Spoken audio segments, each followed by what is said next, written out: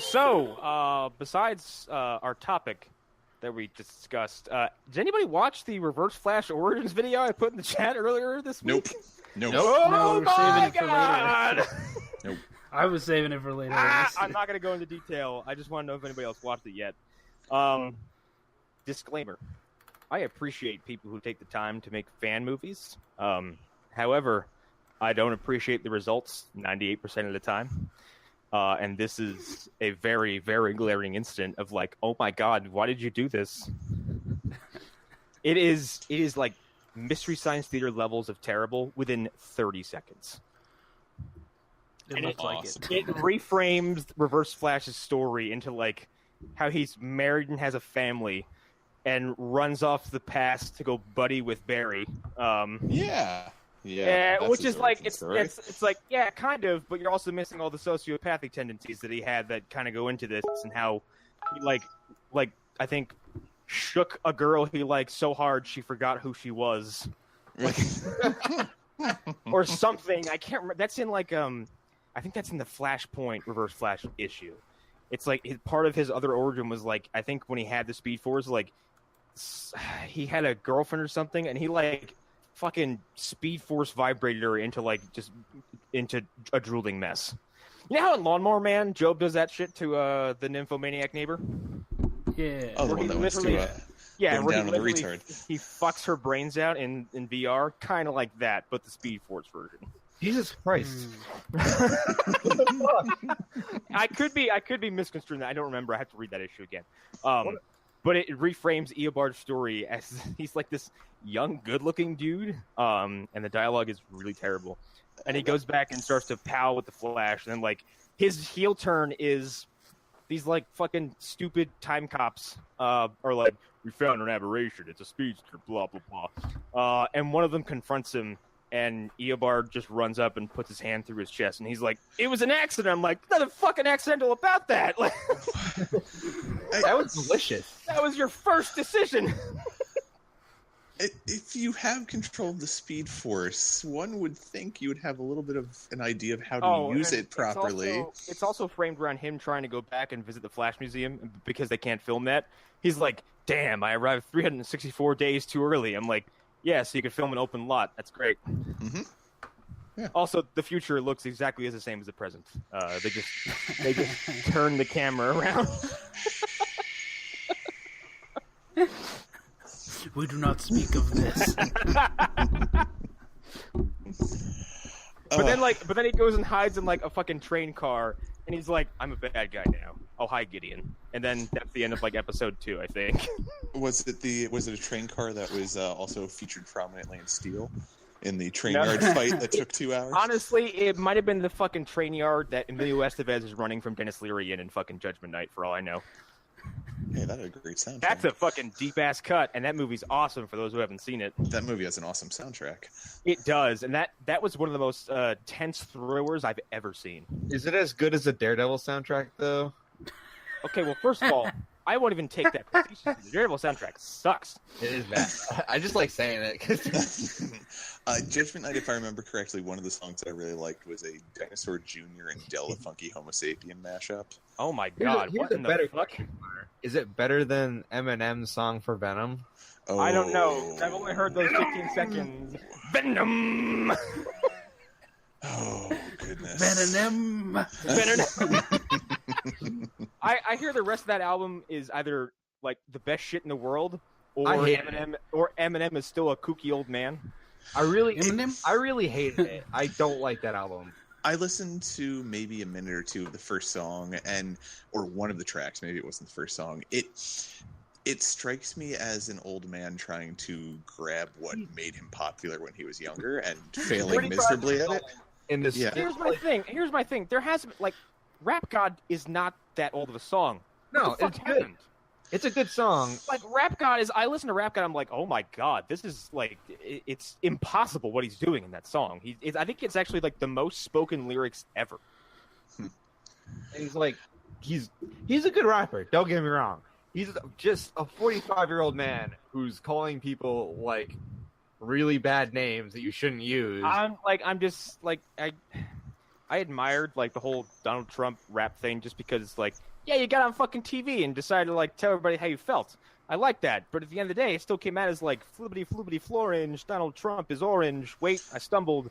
Okay, let me catch my breath again. Like, yeah, that was what I noticed. Like, it sounded like he was trying to recapture the way he sounded during the Slim Shady album, and that's not the way he sounds anymore. Like, he's evolved as an MC.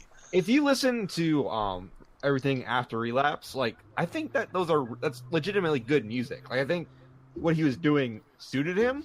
There's a time period where Eminem was like taking himself deathly serious and like was not trying to do stupid ass MTV music videos. Yeah. Where I think he was like a brilliant artist, and everything else like before and after that it just like doesn't interest me. And now he's just like this fucking he's exactly what the people who listen to him. Go be a producer. Like stop. Yeah, I'm gonna rap till the break of dawn. Now get your kids off my lawn. Don't. Wow. Like, don't be that guy that had to wheel out for like VH1's like I love the 2010s, and like you're right after fucking Sir Mix-a-Lot. Oh no. Yeah, and Henry Rollins. Yeah. Well, Henry Rollins will do anything. Huh? Yeah. Henry Rollins, crazy man, but like, you know, he's a good actor, I guess. I drink a small cup of coffee, and that gets me through the whole day. I just sip it. What the fuck is that from? A Joe Rogan interview where he's going on about how he doesn't need much coffee. I've seen that. It's where he talks about Ted Nugent as well. Because he talks about how he has like several moral disagreements with Ted Nugent, but like because they're both guitarists, they can both just put that shit aside and be like, "How do you do that thing?" Like, just bullshit as musicians. I'm like, I kind of respect that. Yeah. It's like two people who are like, hey, morally, fuck you, but you see that shit that guy with the guitar over there? That's awesome. Right. Like John McCain and Joe Biden. But hey, fuck you, pal. Anyway, so we're gonna kind of I'm Connor, by the way, everybody. Welcome to another After Dark Fandom Zone, because we're in a weird comic book everything lull. As far as like what's on TV and what's in the movies. Yeah. And we do have the comic book show kind of in the pipes. It should be recorded one episode. Yeah, we're working on it. Yeah, we got some more stuff. All right, so we're putting ourselves out. With what little free time I have, I have ideas. Yeah. Let's just say this: we entered the summer with a lot of ideas of things to do, and some of those things are progressing more than others. Yeah, a lot of diplomatic way to put it. Yeah. Look, here's the thing: like the fact that Smallville Chronicles is still a thing blows my mind. So, like, that's yeah. We'll see what happens after the first season. I love the fact that Alan's like, yeah, I'll do that, and someone's like, that show was on for 10 years. He's like, fuck.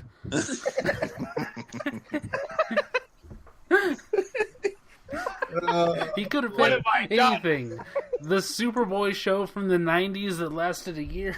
Yeah. Dude, it would be easier to talk about the entirety of Mystery Science Theater than it would be to talk about every single episode of Smallville. Because, like, even if you went episode by episode, there are some MST3K seasons that are, like, 6 episodes. Because the networks were just being weird. There's like, fuck you.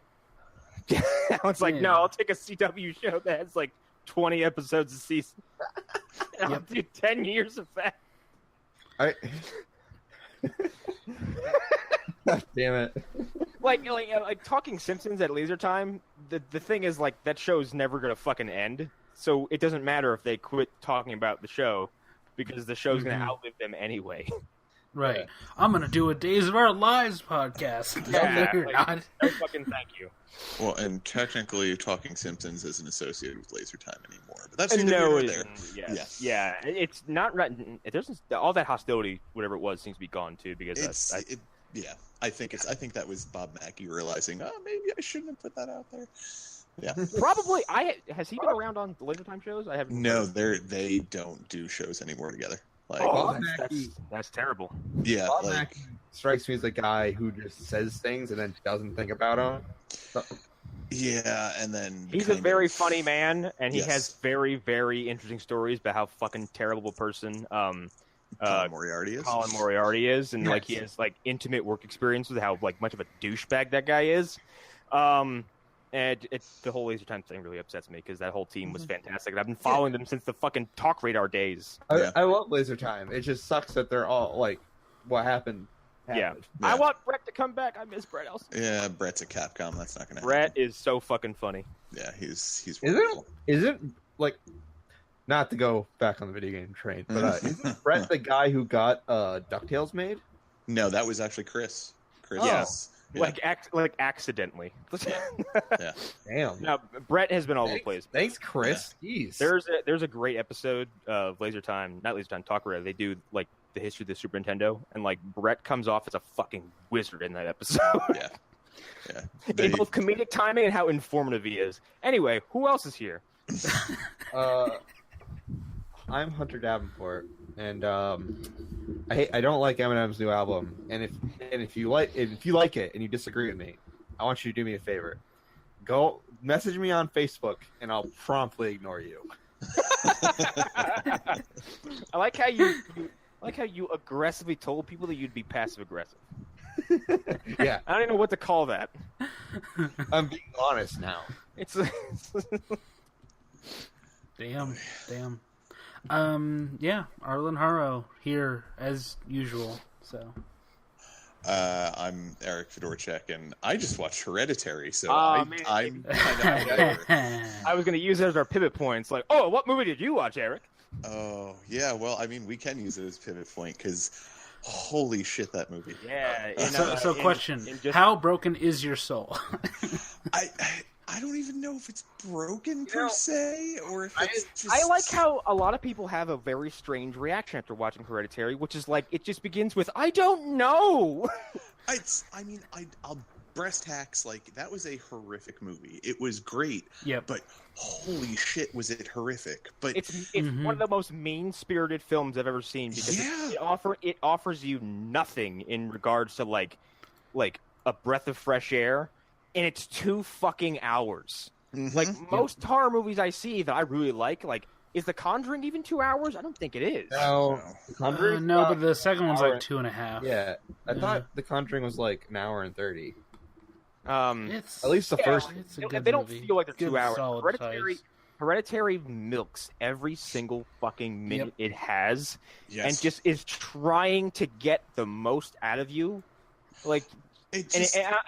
by an hour and a half, I was like, "Fucking stop!" Like, just the music during it. It's very subtle, but it's so tense. Like, there's just this throbbing noise in the background the whole time, and just I don't like how you said throbbing.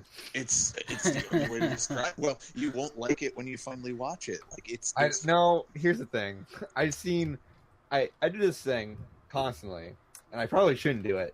Where I look at scenes of things. Oh, like, God damn it. That won't do it justice. You Did need you to see watch- it all I'm just together. Did you see the roadside picnic sequence?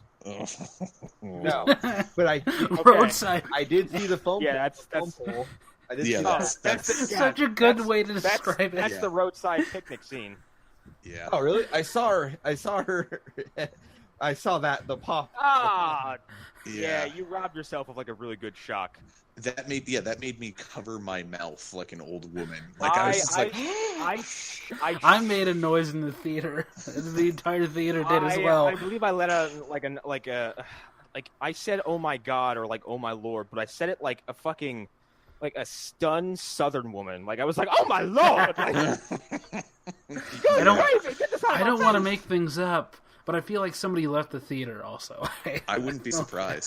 Well, and like the stories I heard about film festivals where people are getting up and leaving or like being just so upset about it, I'm like, yeah, that probably fucking did it right there. Yeah. Well, it's one of the only times where I'm like, that makes sense thow. Like and it's Antichrist. Now, like at my age at 32, I'm very unaccustomed to seeing children die on film. Yeah. I'm looking at reviews right now for this movie, and one of them says truly upsetting, and I'm like, yeah, that's yeah, that's a very apt description. And well, like real a few times I saw it happen, like I think one of them was like murder set pieces. I'm like, this is just fucking crass and stupid. Yeah, this was. I was listening to you guys talk about someone. I don't want to spoil the movie, but like somewhat something involving a head, And that sounds horrifying. Oh yeah, it's awful. Anyway, Eric, what were you gonna say? No, I don't know if any of you noticed when they first passed by the telephone pole, Chekhov's pole, the symbol that was on the back of it. All right. I just wanted to make sure because I saw it. I'm like, that is what was on Grandma's necklace. It's the bat symbol. There's a lot of setup that's like it's there if you notice it, but if you don't notice it, you're gonna have a completely different experience. I didn't notice it because I wasn't looking for it. Period. And I was convinced that nothing supernatural had happened yet. Well, that's the thing. It's not like I was looking for it. It paused on the pole long enough that I'm like, wait, what's that on the back of it? I was also really distracted. No. I was really distracted because like that entire sequence, like I'm like, no, and then it happened way worse than I was anticipating. So then I was like, ah! Yeah.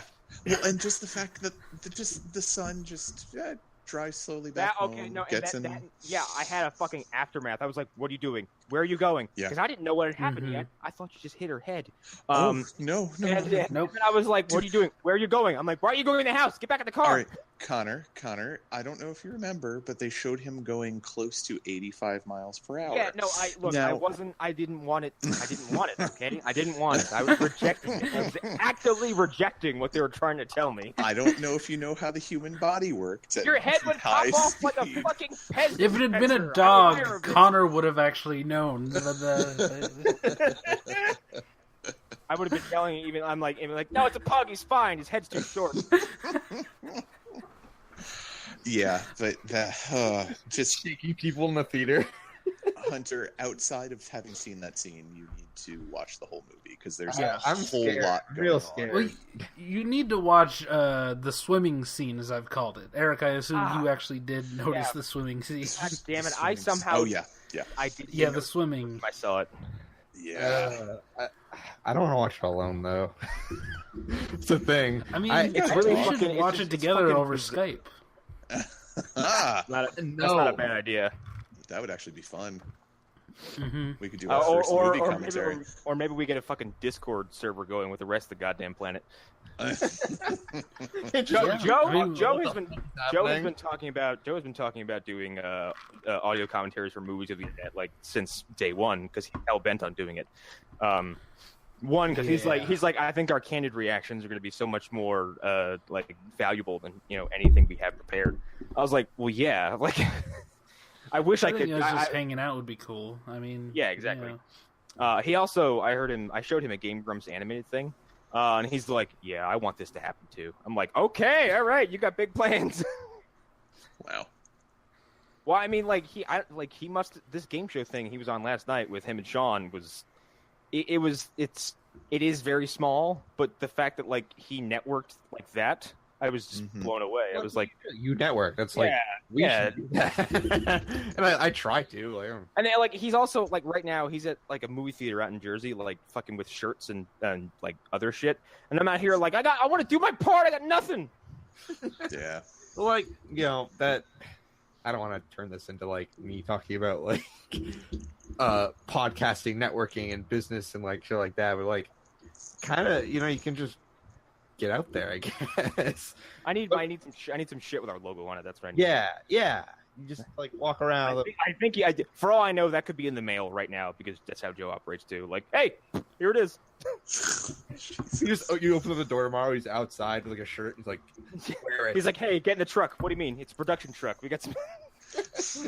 Don't worry about it. Don't worry. Don't ask questions. He's outside. He's outside your door wearing 50 shirts. This is how many I made. Let's just sell them. He can't put his arms down. Exactly. He's like, also, I've never been to the desert, so I don't know why I did this. I'm dying. It'll make for a great podcast. Because hey, it's September. It's still hot. Of course it is. You're in the desert. It dropped down to 60 degrees today, and I'm like, this is fucking the worst. I hate this. I was like, hey, when does fall start? Like September 1st. I look down. I'm like, oh, it's still. Never mind. What, did you look down and see you were wearing shorts? And no, well, that too. Like I'm in shorts now, but also like I looked at the calendar. I'm like, oh, that's today. I'm like, oh, it's still 90. That's fantastic. Anyway, so we were gonna go revisit some spooky stuff like we did last. Yes. Yeah, well, like we wanted to do last week. Yeah. But- And we didn't. I will talked start about with. Colt. We did. I will start with what I asked you guys to watch, which is the Bitterroot footage. Here's the thing. How'd that make y'all feel, Here's the thing. I don't think that's real. Arlen? Okay. I think it's real, but it's somebody went to great lengths to fake it if they did. Like, Okay, Yeah. so some background on it. Some dude basically found that in like a fucking tin can somewhere, and reconstructed the film because it was basically falling apart. That's all he has of it. And on a scale of 1 to 10, how skeeved out were you? I don't know if I get desensitized, but like I was just like, this is it's weird, but like I wasn't like shaking, you know? No, it's not shaking. It is very strange. I wasn't spooked by it, but I was certainly unnerved by it when I saw I was it. more intrigued than I was. Yeah. So for the people listening to this audio show, the Bitterroot footage is this very, very strange 8mm film that's super jumpy, and it's told from odd angles, and it seems to be like this fucking... I don't know how to describe him other than saying he's a goddamn druid. He looks like a druid. He's like a fucking D&D character. It's a fucking weird guy in a cloak in a very old-looking building. The film also looks old as dirt, and he's like got this sack. He's been like he repositioned several times, and he's like kicking it and abusing it. And then at some point, the video's only like 5 minutes long. The camera is following him, dragging it towards a riverbank, and he dumps it in. What does he see when they go to look in the sack? It's a body part, I think. it's a head. It's a head, yeah. Sure. It's a head. Yeah. And it's depicted in such a way that, and the camera ends right after that, as if whoever saw it was so freaked out by it. Right. It is a fake. Yeah. It is, Okay. and actually, I have the Reddit page pulled up. It says I was the author of the Bitterroot footage, and it was an internet hoax that he created, and it popped up in 2012. The history for it is long. And that's how I think I ended up going down that rabbit hole years ago when I first saw it. Was just like, Bitterroot footage, and then I typed that into Google, and all of a sudden the Reddit page came up, and I was like, oh, Yeah. all right. Yeah. It has a website. If you're let's the website first, that's where you can kind of get lost in it. But yeah, as you said, the lengths that someone went to make that is pretty startling. Yeah. Even it for reminded me a lot one of person. it reminded me a lot of this video that anybody can find called Barbie.avi. Oh wait a minute, I think I've seen this before. Yeah, I've put it in the chat before, and it's creepy, and it's got no sound, and it's kind of just a woman like saying words, and if you're a lip reader, you can kind of make out what she's saying. And there's a creepypasta story that goes with it about how that video was like found on some old computer, and it was the only video left in the world. But yeah. It's the last movie. Yeah, but it's just very creepy. It has that same vibe of like, this shouldn't exist, and I think it's fake, but I don't know until. Yeah, and I think the like that. Bitterroot footage, if you go in blind, because I saw it pop up in like a list video. Because here's the thing about that footage that kind of like, this is what threw me off about it the most, is like, it's very clearly like an old camera. It's like, oh yeah, the way he'd have to set up like hiding from that guy would be almost impossible. oh yeah, with the old ass like fucking film reels behind. Yeah. Those things are super. It's like, if you ever seen them, like, they're very loud. Yeah. Like he's sitting there winding it, and some guy's like, "Will you stop it?" Like, I know you're there. I know you're there. Just because I have a hood on doesn't mean I can't see you. Well, that's the thing I can't remember. Didn't he say he used After Effects on it, or was he using a Super 8 that he ended up affecting the film somehow? See, blah blah blah blah blah. Let me see if I can find how he filmed it. Yeah, I could have sworn there was something he explained, like what effects he used to get it to the quality, quote unquote, that it was in. I don't even know. I can't find how he did it right now. I have an idea of how he did it. So I actually went to a recent presentation on like filmmaking and people who recreate old school film cameras, but they replace instead of using actual film, they'll put a digital camera, like just like a basic, Nikon 160 or something, and they'll just put it in video mode. and they'll put it through the lenses, and it replicates old school film pretty well. That makes actually. sense. Yeah, because I mean, it would really only be the aperture and the view that the camera is giving you that would affect that. The film itself is just going to record what it's seeing. So, that would make a lot of sense, actually. Yeah. He says here the video was never shot in 8mm. Some people on the internet underlined that something dating back to the 1920s or 30s couldn't have been shot in Super 8, which is true. Okay. Which is something I wouldn't even think about while watching because I'd be too distracted. But like, what the fuck is happening? Yeah. But if I showed this to like Joe would be like, "When's this from?" And I would say, "This year," and he would go, "Yeah, it's bullshit." Well, but he would be like, "This is a fantastic horror film, though." Yeah, exactly. He'd explain to you exactly how it's done. So probably. Yeah. He's the one I go to and like, "How's this done?" Well, with his history or his background, it makes sense. So, in fact, he was actually like, I think when we did the Guyver, he was blown away by how the transformation sequences work because he's like, this is a really impressive combination of like reverse shots and like other practical shit that's just like stacked on top of each other. Yeah, that was the thing. I always thought it was just straight up all reverse shots when you saw him transforming, but I didn't realize there were other practical effects. Actually, I think like there was he actually did it. He was actually transforming. Yeah. Okay. There's a real Guyver out there somewhere. Wow. There's a real alien. That movie was a documentary. Wait, is that why David Hayter couldn't be Snake in Metal Gear Solid 5? He was busy fighting the fucking Noah Lord. Yeah. He was busy fighting the Guyver Zonoid. Exactly. He's working on the reboot.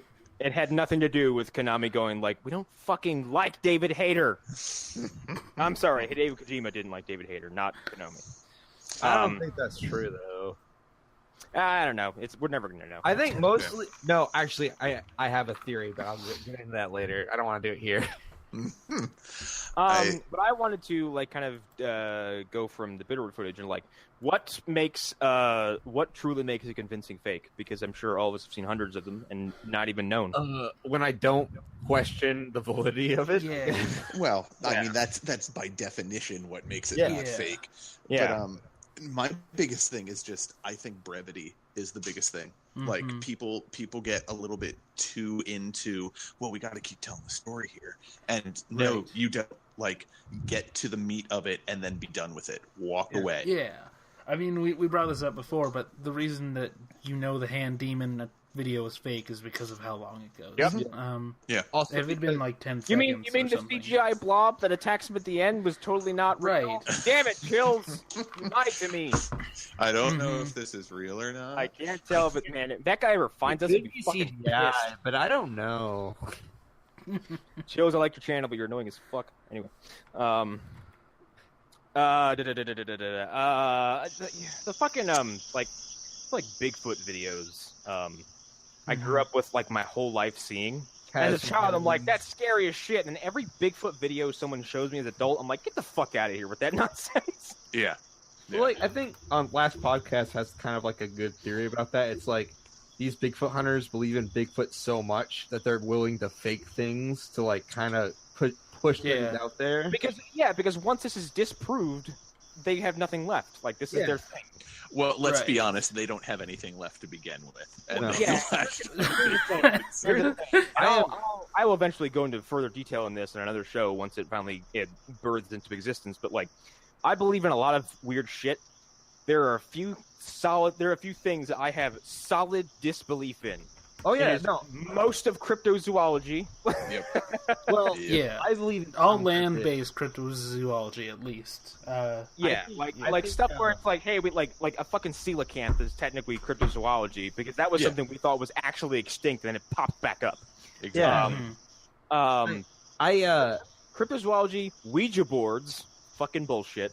Bigfoot, Loch Ness, and everything about Skinwalker Ranch.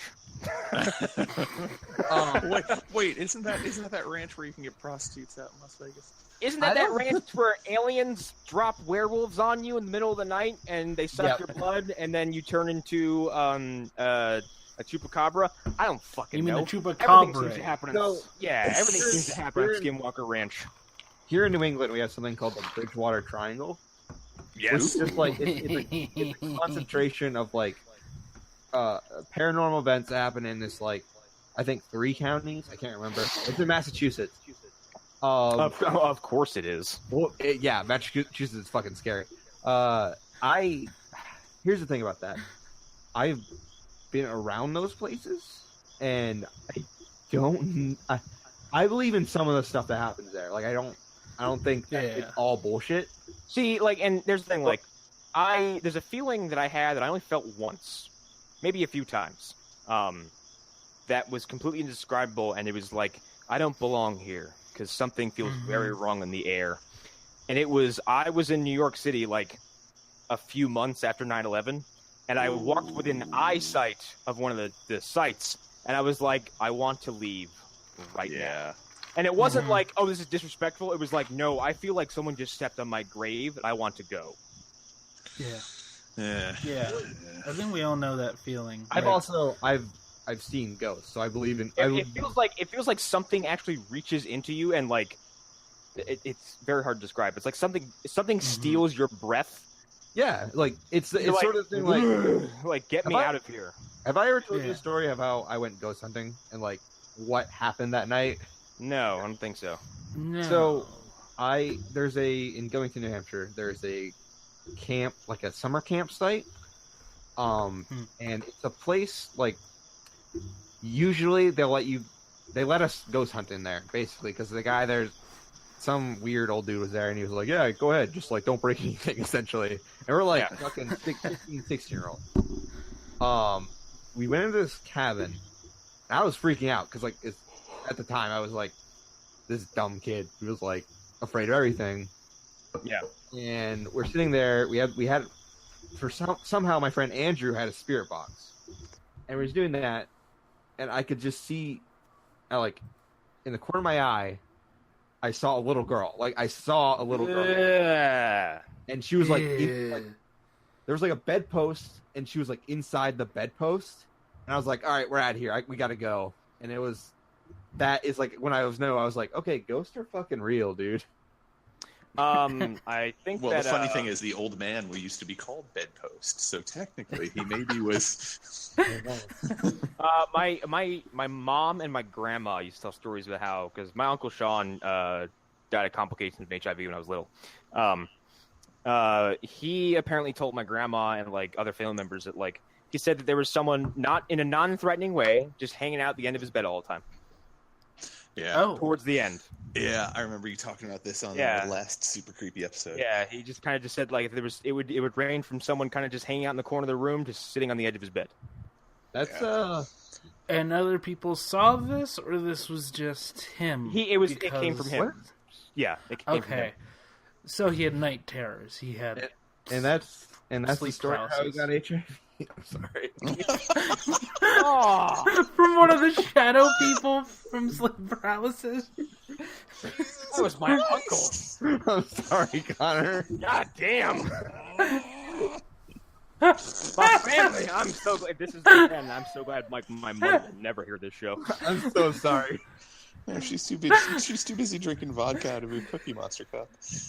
Oh my god, I can't even remember that story too. Holy shit. I remember everything. Beer was not vodka. I remember the taste. Because the first time I had beer, I was shot back to when I was 4 or 5 years old going, it was like the first time I smelled weed before, I was like, oh my god, Mom! How dare you? Anyway, how dare you come down on us when you've been smoking this my whole fucking life? So, I kind of want to talk about my thing because it kind of involves ghosts. No, by all means. not HIV ghost. So, I want a new character for the show. This is almost as bad as Racist Basis from Game Grumps. If you're wondering what the episode art will be, it will be a ghost with HIV. Will it just be Magic Johnson's ghost? So yeah, I've been on this kind of like Disney World kick where I like learning a lot about it because like I think Disney is a company that is super interesting how they run things and like what goes on in their culture. And in this kind of like I've been reading books. I've been like watching YouTube videos, and I've come across this kind of like thing where, well, there's two things I want to bring up. Specifically, that Walt Disney is like a ghost in Disney World. I've read these before. So on Main Street, above the firehouse, is his apartment. And the story goes that there was like a maid who came in there to dust, because they leave it completely the way it is he died. Like there's still like cigarettes in the ashtray and shit like that. Oh my god! What? Yeah. So he has like this little, I think it's an oil lamp, and she turned it off. So she leaves and she looks up in a window and it's on again. Oh, that's fucking awesome. Yeah. So she goes back. I don't care if that story's real or not. That's a fantastic story. There's more. So she goes back up, turns it off, and then goes back out, and it's on again. So she does it one last time, and she turns it off and like turns around to go off, and it turns on while she's in there. He's like, God damn it! Right. Like, Yes, fucking this off. And then she leaves. I'm trying to work. Yeah. Oh, and it's not even over. She leaves, and she sees someone draw the drapes in the apartment. That's awesome. So now, if you go to Disney World at night and you walk Main Street, the light is on because they keep it on all the time now, just like signify that Walt is still here. Yep. Holy shit. So there's another one. In the Haunted Mansion, they have this problem where people like will pour ashes at the Haunted Mansion. I've heard this before. Yeah. So basically, there's like a little boy. That's super not cool. Everybody, don't Yeah, fucking don't do that. I want someone to do that for me, please. So Don't do that. But hey, me. Go ahead. So basically, there's a little boy at the Haunted Mansion. You can see like crying on the steps because he apparently he died and asked, but before he died, he asked his mom to like dump his ashes there. And she did it somehow, and you see a little boy crying on the front steps from time to time, and that's him apparently. Huh. I only have one question. Does Walt Disney report this little boy to the House on Un-American Activities Commission for being a communist? holy shit! Walt Disney still runs the company as a ghost. He's busy chain smoking ghost cigarettes. Yeah. And like just the way this all plays out, like I'm picturing Walt Disney as like a ghost from Ghostbusters, like the fucking wispy tail, and exaggerated features. He's the Melendez brothers. He turns the maid turns the oil lamp off, and he's like, "Rah!" Well, You don't happen to be a member of the Communist Party, would you? Also, I told you guys about the America Sings, the cast member who died Yeah, there. that shit's fucking horrifying. Apparently, like people can hear her voice telling them to be careful now on the ride. interesting. No. Well, Hunter, on your story about the ashes being poured in the Haunted Mansion, which that's something I've definitely read about. Like Disney World is like, please don't do this anymore. Yeah. Well, Disney has come out and said like, please don't dump people's ashes anywhere in this park, please. Yeah. Like it is a park. Yeah, and chances are 90% of those ashes are actually from the coffin that they burn them in other bodies, or residual ashes from other bodies being burned. So grandma and grandpa might be a little bit mixed together. I also don't imagine let's just humor the idea that like ghosts are 100% real. It's like you come to as a ghost, you're like, what the fuck? Why am I? And like a cart passes through, you're like, what the fuck? What am I doing here? I was joking. I was supposed to be dumped in Rome. An alligator goes through you. God damn it. Calamity strikes again. If you think about like being a ghost and how I don't know how ghost physics works. Let's get that out of the way. Yeah. But like, would dumping your ashes somewhere make your spirit tied to the Haunted Mansion? I mean, I don't know if that's how that works. That's the thing. Well, yeah. I mean, I guess it depends on which mythology and spirituality you want to believe in. But like, the one idea would be like, well, yeah, your last wishes were to be dumped there, then that would mean that would be your eternal resting place, and you would be tied to where your physical remains are until they're dissipated, which I imagine wouldn't take long. That reminds me, and this actually ties into a couple conversations we've had, including this one is one we had the other day. Dark Souls 3 actually has a lot of influences in Taoism or Taoism, and like their entire concept of like darkness and corruption in Dark Souls is based on Taoism, and like how like if the human body, like a living human body, is exposed to like anything like super like stuff that's, you know, from a sanitary perspective foul, but from a sanctities perspective, like corruption in your soul, like feces, germs, corpses, stuff like that, like it actually puts a burden on the area, and if you're around that, it puts like an actual weight on your soul. Well, it's kind of like how they believe like cannibalism, right? Like you turn into like this fucking monster thing. Yeah, and like in Dark Souls 3, there's an item you can get. It's called soul dregs, and because in Dark Souls, like the human soul is something that can be, it's like it's tangible, and what is humanity is also something that's tangible and also consumable and also has like physical properties. And like human dregs will actually like compress humanity into like nothing. And so like, because if you're so corrupted by all this stuff being around you, it crushes your humanity into nothing. And so you just become this fucking hollow thing. That explains a lot of things, like me. Well, I was gonna say we've talked about this before, but David Lynch is a Taoist, or he studied Taoism, and it inspired Twin Peaks very obviously in a number of places. Inspired Twin Peaks, including Aleister Crowley. yeah, among others. But Bob is very clearly he's a very Taoist idea. Yeah, the idea of.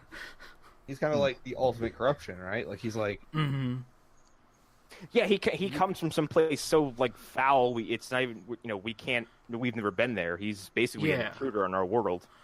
It can only be opened up by the most powerful weapon that has ever been created. I did see the scene where he's in the mirror, and I did get a good laugh out of that because like the way he's kind of like perched over.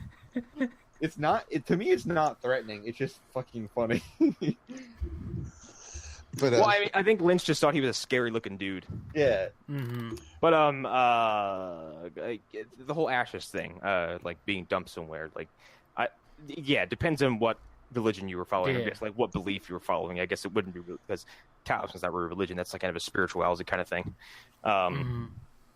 What I was going to say about the Haunted Mansion was, though, I'd seen a video of supposedly it was Disney World security footage, and it was nothing like, oh, look at the shape of that person walking. It was just a kind of a blob of light that you could see following whatever path. That was the one thing I wanted to add. That's okay. Where now we talk about like convincing fakes versus sincere videos. You lose me on whether I decide something's real or fake when I see something that is like it's either it's a very, very, very, very, very good effect, of which I doubt everyone has access to, especially with some of these videos and how old they are. But when I see something that is, because there's something like the uncanny values, we describe that with fucking CGI people and how sometimes unnatural it looks. On the other end of the coin, when I see something that's kind of shaped like a human and actually behaving like a human, I get a little creeped out. Yeah. Even if it's a blob of like light, like you said, or if it's a shadow, or if it's some kind of whatever. It's like what the fuck is that? That appears to be human is not a human. Like right.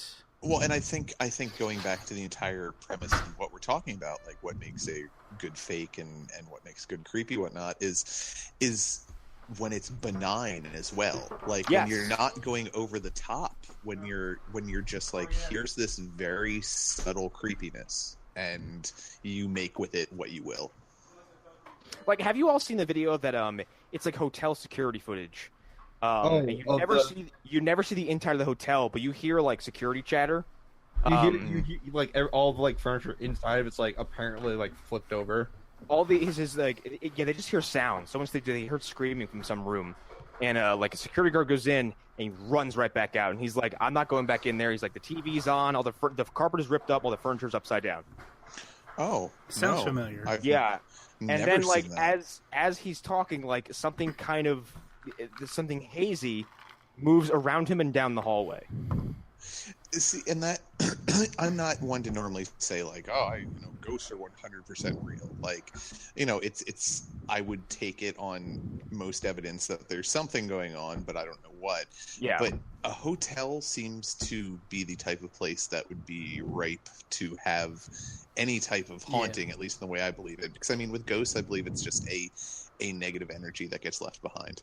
And I believe a lot of really hinky stuff happens in hotels, regardless of how many stars you have. Absolutely. Lots of unprotected sex in hotels. Lots of AIDS ghosts. Yeah. God damn it. And lots of communism cases. Walt is in the hallway like, stop! Well, yeah, I mean, Are you afraid of the Red Menace? If we're going to talk about communism, isn't that where wasn't it hotels where the CIA was using acid on people to test them out, and the one guy killed himself? I thought it was mostly the water, wasn't it? No. So yeah. Go ahead, Arlen. There was a thing where I'm misremembering it completely, but basically there was a guy who was taking acid, and they did tests in a cabin, basically up in the woods, and he started to get suicidal, and he started to hate his job, and there was a chance he might reveal that the CIA was using chemical weapons in North Korea. So yeah, that was a thing. And he was staying in a hotel, and he mysteriously died at 1:24 in the morning. Did he commit suicide by putting 2 bullets in the back of his head? Well, he jumped out a window, a double pane window. Something that he would take threw himself through quite a double bit of pane effort. window. Yeah. And the guy staying in the room with him left the room right before he died. So nothing suspicious. What happened there. to your roommate? He fell down some stairs. What? Well, no, he was in the bathroom. Yeah. And on that note too, that is why acid isn't as readily available as it used to be, because the theory is that, well, A, one of the major chemists got busted a while ago, and B, a lot of the government funded acid that was floating around for years has now completely run out. That actually makes sense, because when I was in my stupid years, not that long ago, when I had friends who'd go hunting for it, it was every single fucking time. It was a dry lead. However, my brother found it in ready quantities all the time. Your brother worked for the government? I mean, how much older is your brother than you? Oh, he's much younger than me. Oh, he's much younger. Because, see, that's the thing. It flowed like water when I was in my 20s. Until Courtney Love got to it, and then it just went. And she murdered Kurt Cobain, and then My brother also used to float around the fucking the band scenes too. So that's also why he probably came across a bunch of weird shit. No, your brother was a CIA shill. Just say it. Yeah, he's MK Ultra. It's a real thing. My brother's listening now, and the agents are descending upon the house. He trained Sirhan because he was sent back in time. He just fucking takes my laptop, and he's like, "It's only because you're my brother that you're alive," and just walks away. Well, interesting side story with the CIA.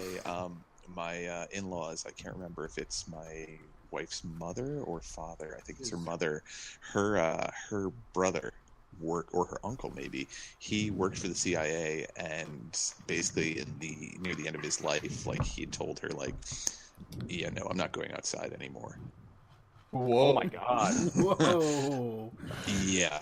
Holy shit. It's some weird things along those lines. I haven't really gotten a chance to talk to her about it a whole lot. I'm not going outside anymore. A friend of mine, I think I might have told this story on the show once before, but a friend of mine, his dad used to work for the CIA, the FBI, and it's Nevada. I'm not from here. Is close to what? Area 51. Yes. Yeah. And apparently, Roswell. I won't name this guy just because I don't think that's necessary. Yeah, because the NSA. I don't want the NSA to come to my house. Yeah, I won't name this person. Also, I can't verify the story, but it came directly from him. He said that his father went to the hospital one night for some kind of complication, and then he brought his family in and said, 2 men are going to arrive. They're going to come see me, and they're going to come tell you I had a heart attack, and that'll be it. And then they left the room, and that is exactly what happened. Whoa. But before that, I guess he said he had a conversation with his father that went something along the lines of like, "Are aliens real?" And he looked at him and said, "What do you think?" Which is like the most like, "Oh," kind of response. Well, Wow. here's the thing about that. Like while we're on this topic right now, Here comes the Man in Black. yes, the Men Black. Not that Men in Black. So, have you guys seen the Mothman Prophecies? Like, The Richard Gere movie? I haven't seen the movie, but I know all I'm about aware. that shit. Yeah, I'm aware of him. You know the Injured Cold thing, right? The guy, somebody was getting phone calls, weren't they? Yes. Yeah. That is Yeah. like a story someone told about visits from like this weird alternate universe alien dude. Here's the thing, like the fucking Mothman stories. I don't because- believe Mothman.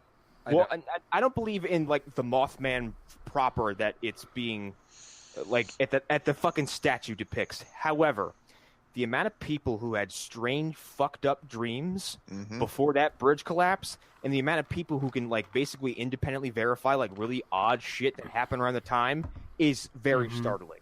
Yeah. And then I think even in Japan, people have described seeing something similar before or after disasters, which is a big, weird, dark, red-eyed thing. Yeah. Yeah. I didn't know. So make of that what you will, but like the stuff in that area, which I think was Point Pleasant, Virginia, like it's not just like we saw a thing and the bridge fell down. No, it's everything else. Yeah, that's the thing. I don't think a lot of people realize is there was a lot of stuff leading up to that, like a lot of really like, bizarre people stuff. had dreams. There were weird phone calls. People were seeing things they couldn't necessarily believe, and then this like really fucking awful thing happened, seemingly out of nowhere. Yeah. Like bridge collapses don't just fucking happen. No, that's Right. more of like a gradual thing. Yeah. But like, these stories of people like approaching people and then like, you can't talk anymore. Like you're done. Is like horrifying to me. Oh yeah. Here's like we all have ha-has the government. Yeah. But, like, I think there is still like you can't unthink of like the spooky nature of the government, especially when like I joked before about 2 holes in the back of the head committed suicide, but that's like pulled from the headlines, and there's no way a rational human being looks at that and goes, "Yeah, that's true." No, somebody fucking went into that dude's house and shot him. And they kind of like my whole thing is I think they kind of want you to know. Oh, here's the thing. Of course I know, not a goddamn thing I can do about it. Yeah. And there's no sense in me worrying about it because it's something that's so much better. You know, I could amass a fucking resistance, hundreds of thousands deep, and it's not going to make a difference because, like, I don't know what the fuck goes on behind the curtain of behind the curtain. Like, the fucking levels of government shadowy secrecy is beyond me. I'm good. Yeah, I'm happy to have my blood oil the gears of the machinations of the government. Yeah. I'm happy, like, just not unless I am actively a part of it, like as in I don't have to worry about the spooky government coming and putting 2 holes in the back of my head. I'm good. I will stay right here. I will lap up every weird story I hear and be like, that could be true, but I don't actually. If I found irrefutable proof that aliens existed tomorrow, and I was approached by 2 very strange, tall men in black suits, I wouldn't even argue. Wouldn't even argue. I would be like, "Here's fucking everything, and I have, and you can watch me destroy anything else." Here's a glass of water for you to not drink and stare at. Thank you. This pleases the Zuckerberg. Zuckerbot is happy. that story about like there's like stories with the Men in Black.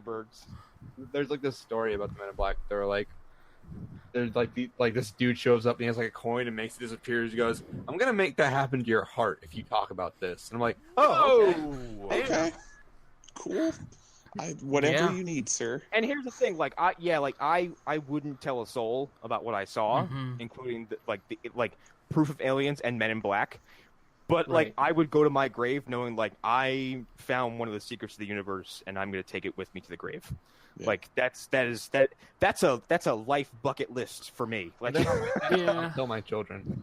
Yeah, I I would. might add in the 50s, maybe, but I would put a video out before, like, the moment I die. Oh, well, there's Yeah. that too. You can always do that because once it's over, it's over. They can't come get you, unless they can, which I don't know if they can or not. Well, I mean, if we're going to assume that, let's say, these men in black exist and they know the minute you know about UFOs, what's to say that they wouldn't know the minute you utter the words about the UFOs into a recording device and wouldn't send off a localized EMP to destroy every bit of technology in your house? Exactly. Also, like, we're in the age of, like, fucking, like, satellite surveillance. Like, everything is visible. Here's, like, Eagle Eye's dumb, but Eagle Eye's got some spooky shit in it, because... It does.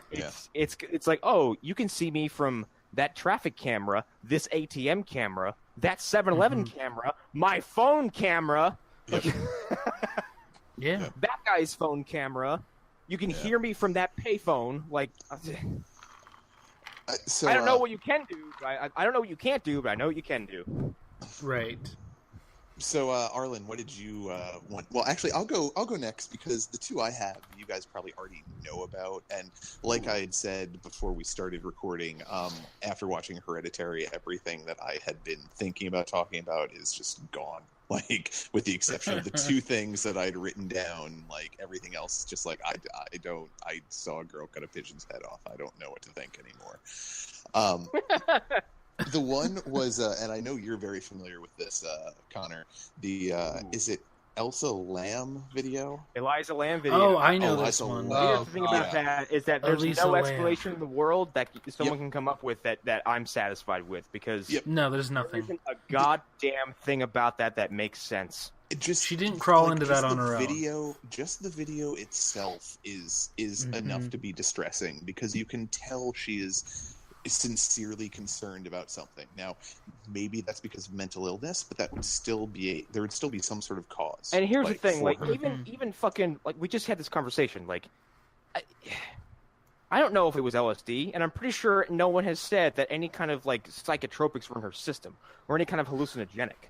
Yeah. No, but she was on SSRIs for other things, so I could believe that she had some sort of psychotic break. Like some kind of delusion that someone was that she was followed. That's the you lightest said, option. Like schizophrenia is also, like we've covered from the Slender Man documentary. The father of that one girl speaks up and says, you know, sometimes the devil's in the back seat. The devil's not in the back seat, but if it looks real and smells real, it's real. Mm-hmm. Yeah. And just someone having some kind of psychotic break, that's as real as, you know, you or me. The thing that always bothered me, though, with the Elsa Lamb story was that where her body was found. Oh, that's the most perplexing part of this whole thing, because how the I don't. Yeah. Like, her clothes were folded neatly outside of the water tank, and she was found naked and dead inside of something that, for all intents and purposes, she probably shouldn't have been able to squeeze into. I think I basically said, like, that the how and why is still, like, the biggest fucking, like, who knows, because it like right now, like, we're dead center of, like, between foul play and accident. I've always generally believed that it's foul play. Because to me, it's like she took off. Like, why would she take off her clothes and neatly, like, put them aside by herself? You know what I mean? Like, So I think the two questions that need to be answered are: how did she get in there, and who helped her sort of get in there? You know, and how did she get in there expands to what was her mental state, what led her to make this decision, sort of, and to think that the person opening the thing for her was helping her in some positive way. Because you don't go into that tank. I mean, maybe you go in by forced to, gun to the head and stuff like that, but I don't...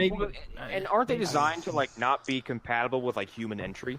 Yeah, and I thought they're incredibly opening heavy. them wasn't supposed to be easy to even do to begin with. So and if I remember correctly, the hotel that it happened in had a history of the hotel bad it happened shit at happening. is the hotel that Albert Fish stayed at. oh no, Yeah, Fish, fucking Manson. that's not good. So if we want to, it's like it because first of all, if I'm right, Albert Fish, right? The fucking not Albert Fish, H.H. Holmes. Oh, Everybody. Apparently, so here's the thing. Apparently, this hotel is the Forrest Gump of hotels, but in terms of, like, serial killers and shit. Yeah. Like, every scary person from the last 100 years stayed in that hotel at some point, as well as, So like, that rich means that- people and dignitaries.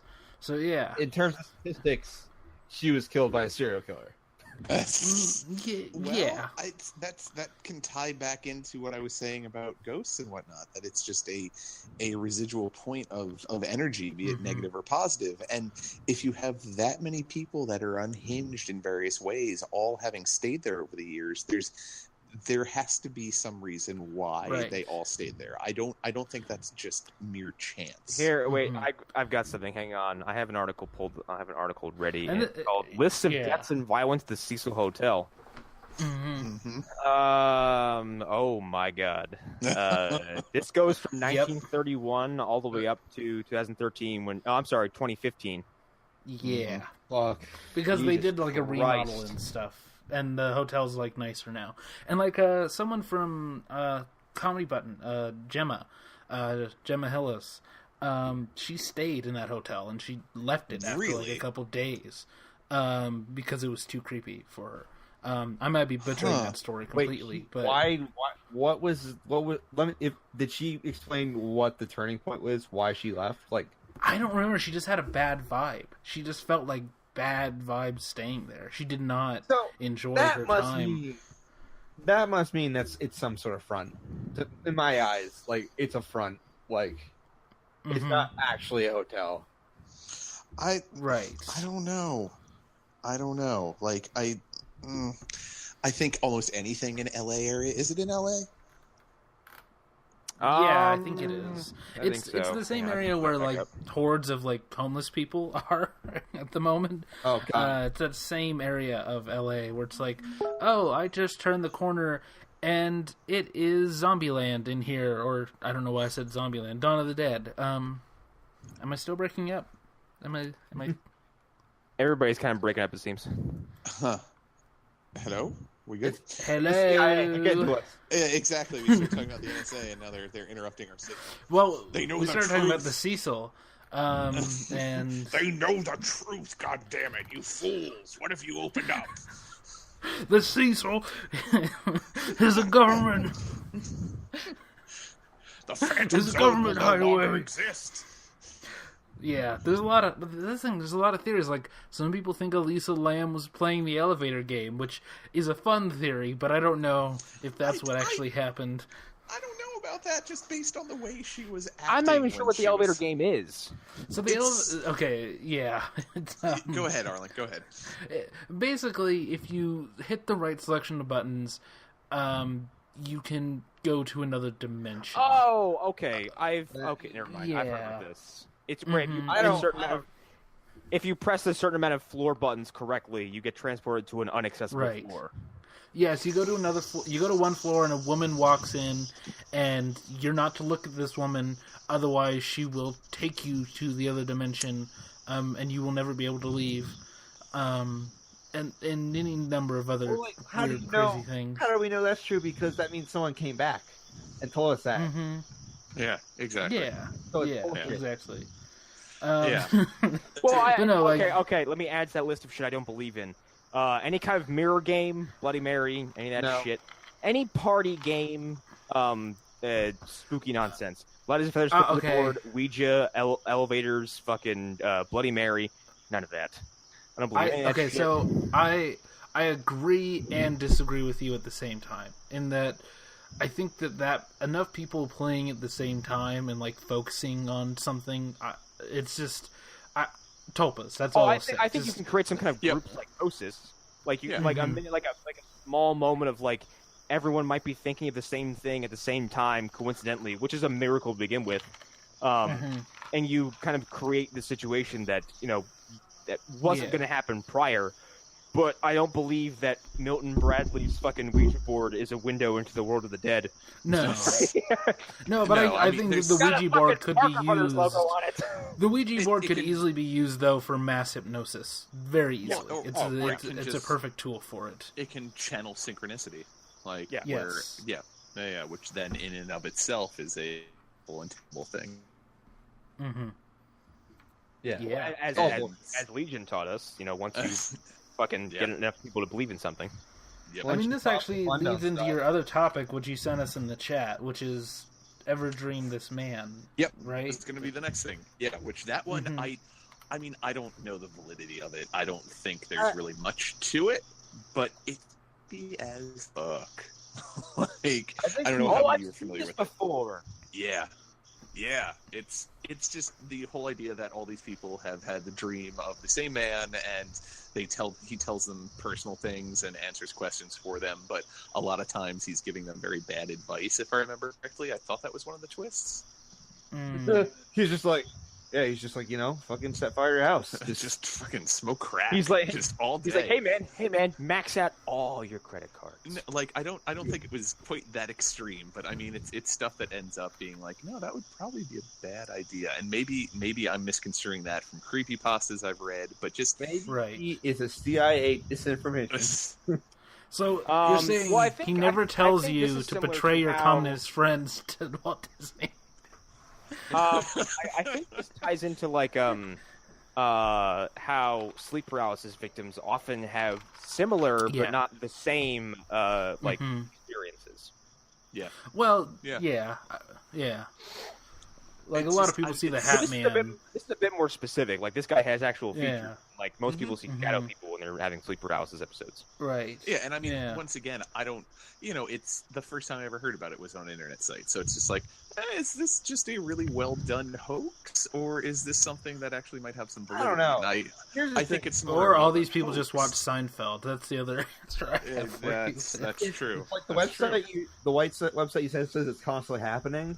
It's like I've never like, because if it's still happening, I think by now one of us would know somebody who dreamed this dude, right? Yeah, exactly. Just the law of averages would say that we would have somebody who we know or know someone who knows someone who's had this happen. Well, on the other hand, like you may not even know if you know somebody, because if I had this dream this bizarre and it affected me in such a weird way, I probably wouldn't tell that many people about it.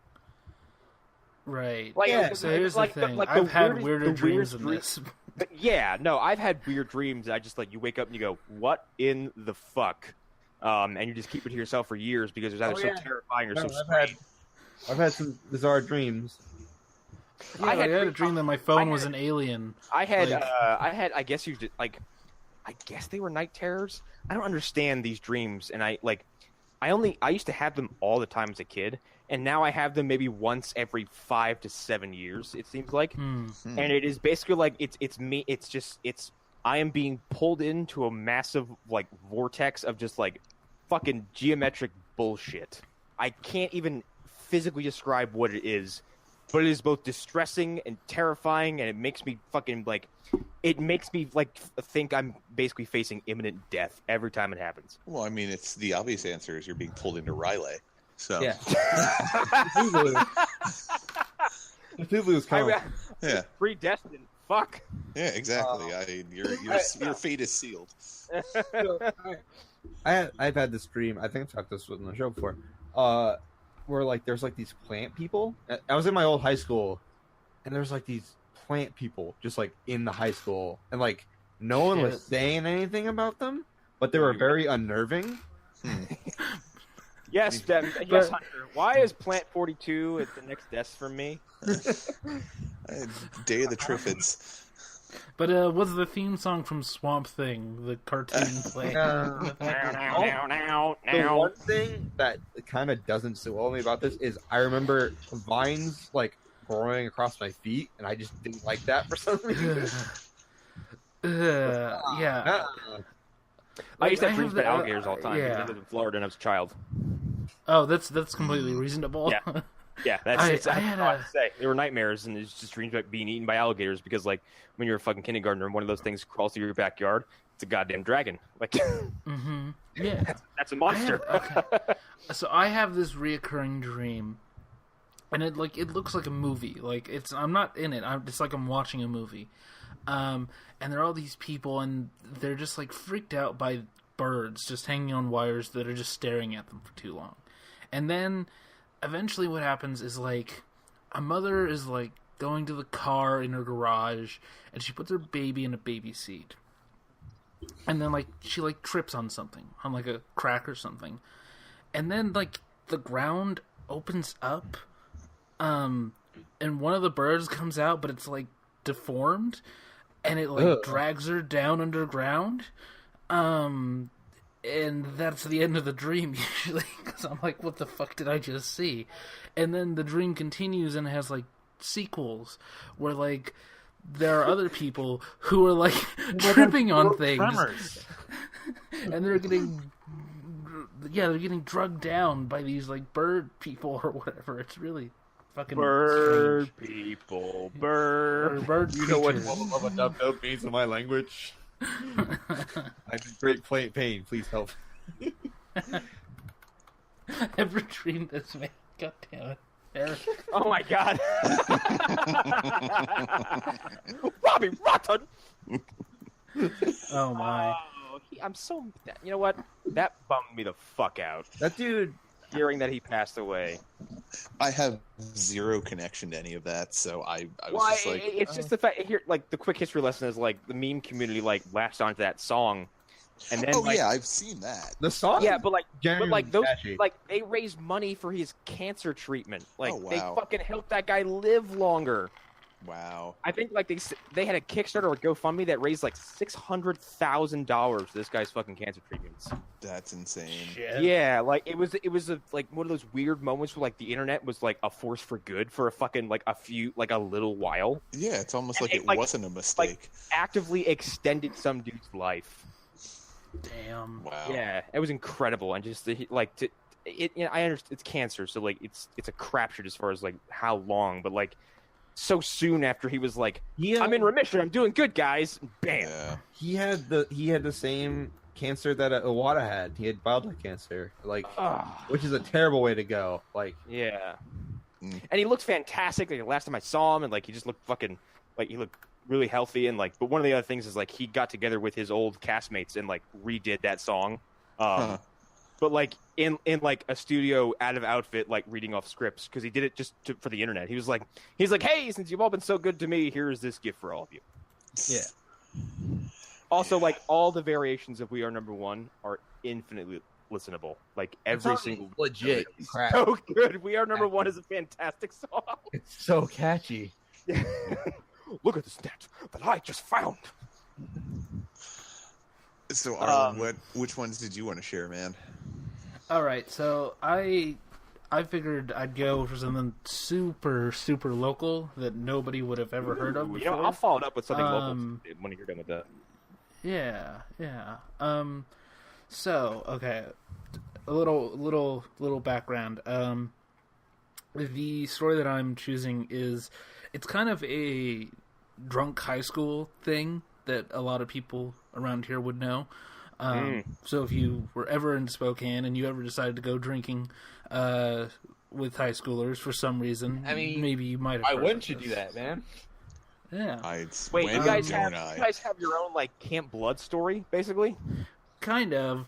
Yeah. Well, it's like like people are like, let's go to the point or whatever, or let's go to the slab or something. Something like fucking that. Doom levels. Yeah. Bikini Murder Lookout. The slab is like a fucking prison.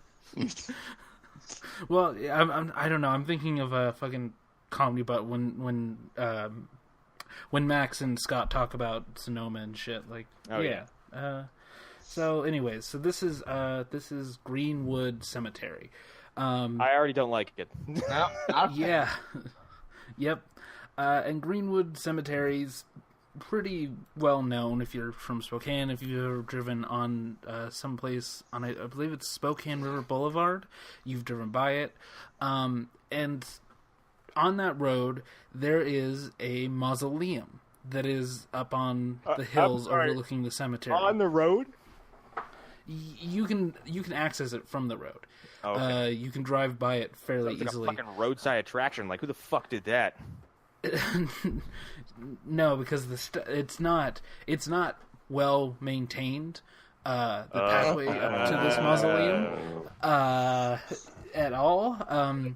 So it is, and it's known for these steps, and it is a common thing to drink a lot, and try to walk up these steps, and to claim that hands are grabbing at you as you try to walk up them.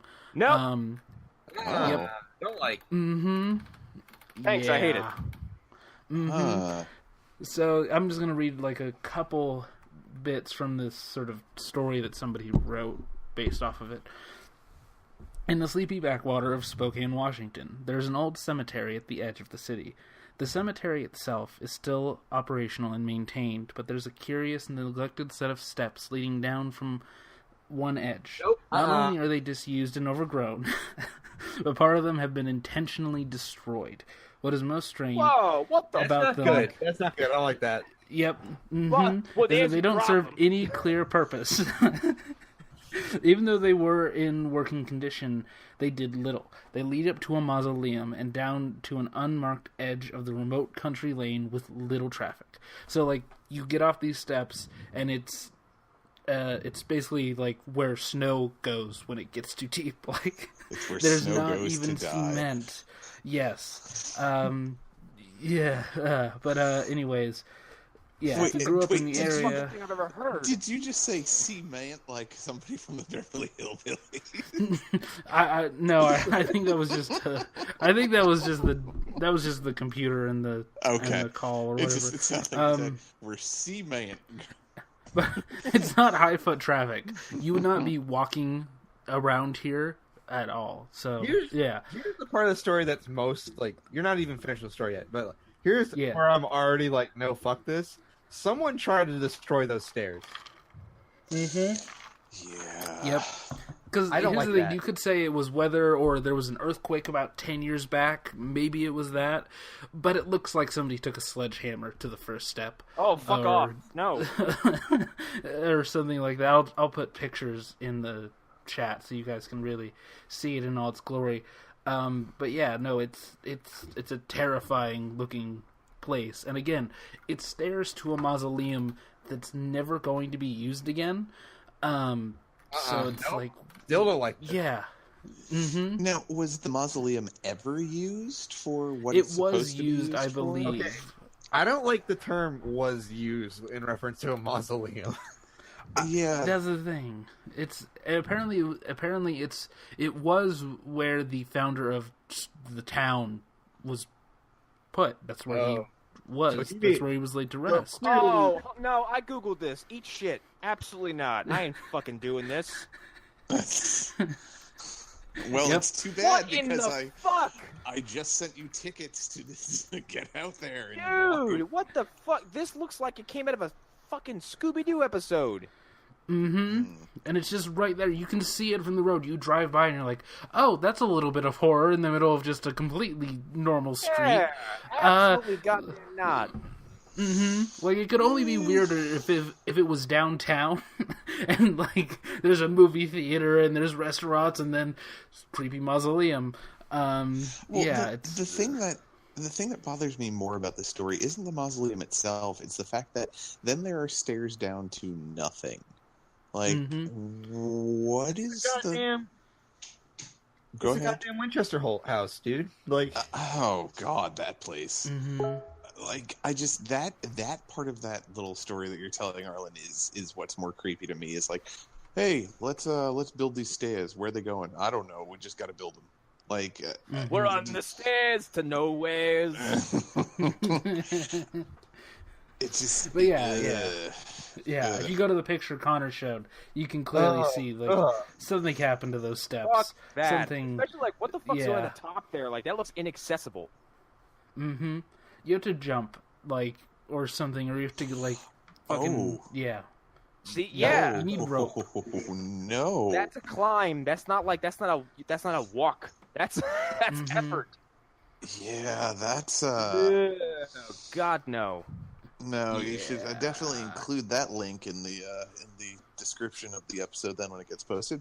That actually, looking at that reminds me when I was I want to say like 26, maybe 25. My one friend Toby, who actually directed the Weird Fishes video for Radiohead. Oh, I don't know if you guys. I just found a creepier picture of this place somehow. It's There's a a much, lot of them. It's a much farther view. But fuck that. When he was still doing just amateur filmmaking and whatnot, he was living in Philadelphia. I think he still lives out there. And there's an abandoned insane asylum called Byberry. It's part of the story is like in the 80s when Reagan was president, like instead of actually figuring out what to do with a lot of the people in the insane asylum, They just fucking let him out. Yep. So that led to a lot of insane asylums that were left that empty. happens. That is like the epilogue of several famous like abandoned sanatoriums that you can come across. Mm-hmm. Like usually those buildings end with, and then they let them all out. Yep. So we That's all the story of the Bunny Man. we all went out there. It was Toby, his roommate, my one good friend Matt, and myself. We went out there and we were filming some stuff. You know, we knew they have security out there, but they're easily dodged because they don't give a shit. So we're out there, we're just filming stuff, walking around, because we had heard stories about other people who had gone there and found like old test packets that they would give to some of the people that would have things like, which is correct. So you see a man cradling a baby and you see a man stepping on a baby's head. I mean, it was obviously drawings, but still, you know, things of that nature that were just like, this isn't right, because they were abandoned. A lot of the stuff wasn't disposed of properly. I don't know how much of it's true, but it was worth a look. So we're out there, we're filming. Nothing. Go ahead, sorry, still going. Nothing at the time that we saw that was outside of just like, wow, this place is creepy and there's a weird vibe about it because it's an abandoned fucking insane asylum. So we get back to the house and we're looking over the video of the stuff that he'd recorded. And at one point, when he quickly pans over an open hallway, which at the time, you know, it was the middle of the afternoon. It was bright daylight. We weren't going to go out there in the middle of the night.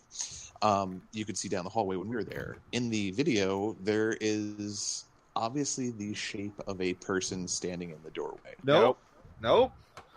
Now, Fuck that. could it have been one of the many homeless people in the Philadelphia region who decided to quickly run past that doorway? But the way the person, whatever it was standing, it looked like they were just standing and watching us for the brief, 10 seconds we passed by.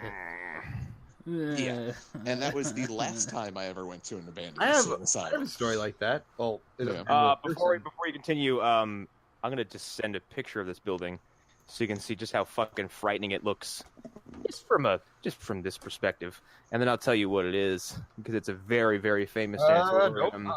Nope. Look at that fucking building and tell me just how scary that is looking at it. I don't like that. That is Waverly Hills Sanitarium and Sanatorium. Yup, yeah. And it's the building shaped like a bat, and a whole bunch of fucked up shit went down there. It's allegedly one of the most haunted buildings on the planet. Yeah, it's not. I don't ever want to step foot in that building. Has your boy Zach Baggins been there? Yes, everybody's been there. That's the thing. Everybody's been there. I think this is one of the buildings that have a death chute or a death tunnel. Okay, the one that collapses.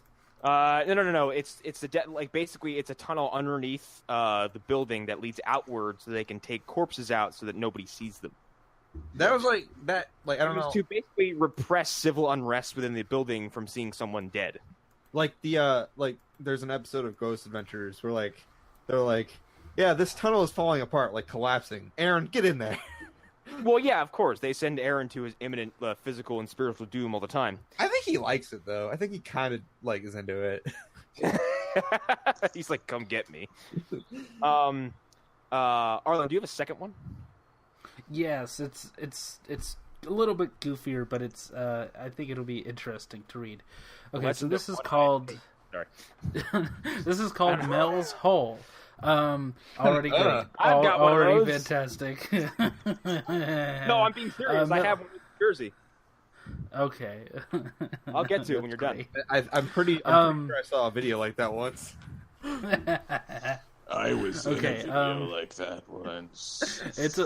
It is allegedly a bottomless pit near Ellensburg, Washington, and claims were first made about it on Coast to Coast AM.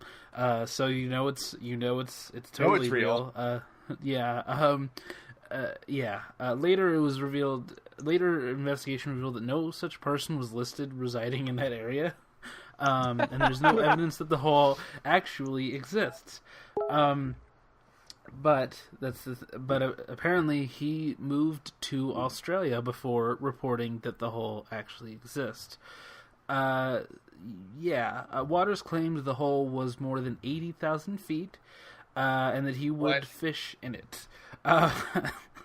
So this gets... Wait. Why did I you swear to up in the damn goddamn that hole was 100,000 feet deep.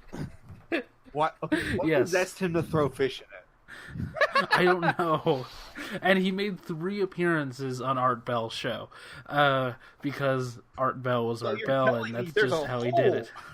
Where you threw Yeah. in? So I see.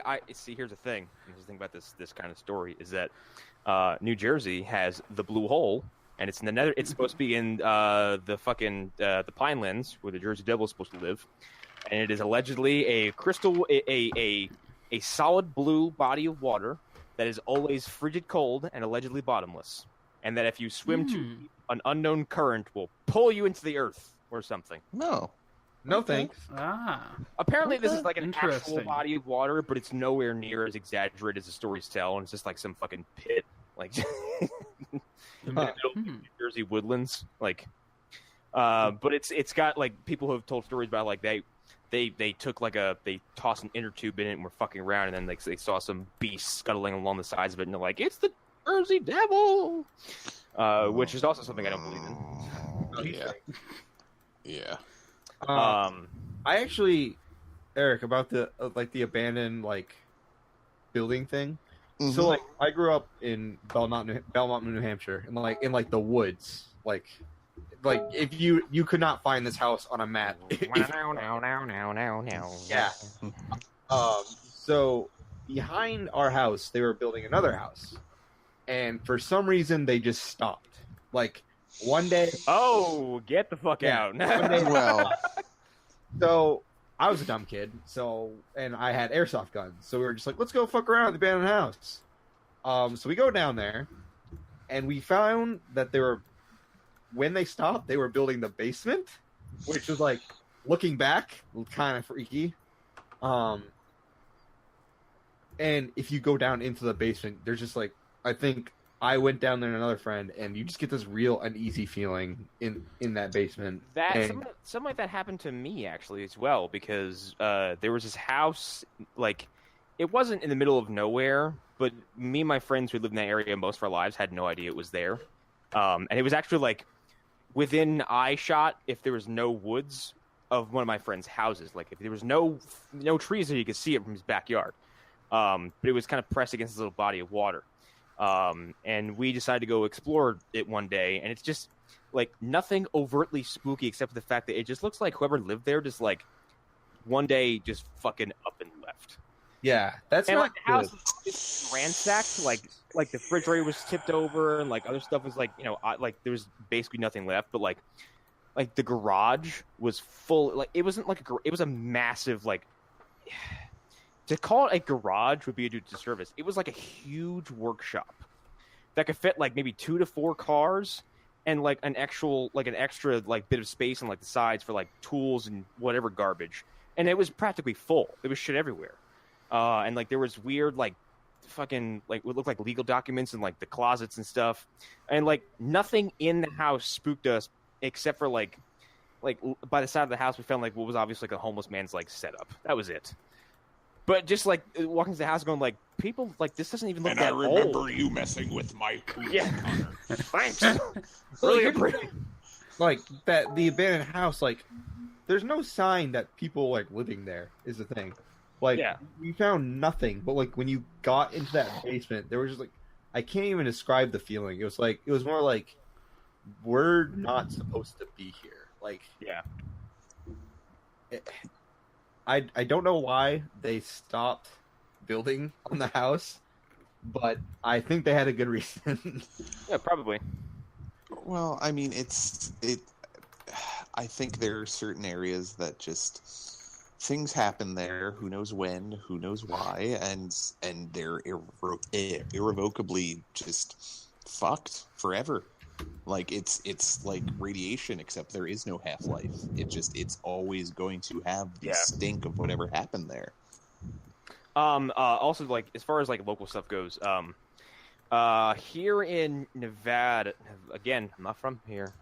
There is a cave that this dude actually went into, and his channel is all like spelunking videos. That's all he does. He doesn't go ghost hunting. He goes into old abandoned like caves and mining shafts and like details the equipment that's left over and like how it would work and like, oh, there's this thing and there's that and that's how they would do that.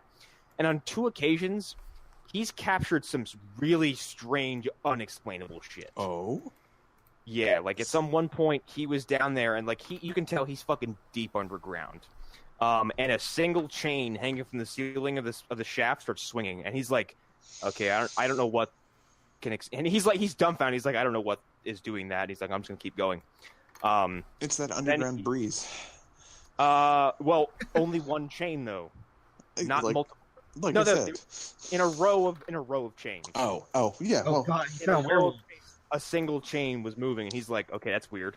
It's a concentrated underground breeze. And then as he's getting further and further, his camera picks up what sounds like radio chatter that's echoing from inside the shaft. What? Yeah. No. And then he's like, I don't know what that is, but I'm leaving. And then just like runs off. And he like basically the video picks up again. He's outside the cave. He's like, I don't know what that was, but it scared the shit out of me, so I just left. He hears the demon from Lord of the Rings. And then another Balrog. Another video. He is way deep in. I don't know the fuck he is, but you can tell he's within the bowels of this cave, and he passes by one spot, and it really sounds like he's picking up fucking whispers, like actual factual whispers. I don't like that. It is one of the creepiest things I've ever heard. And even he's like, what the? He's like, is that? He's like, I think I passed by an animal or something. He doesn't know what the fuck it is.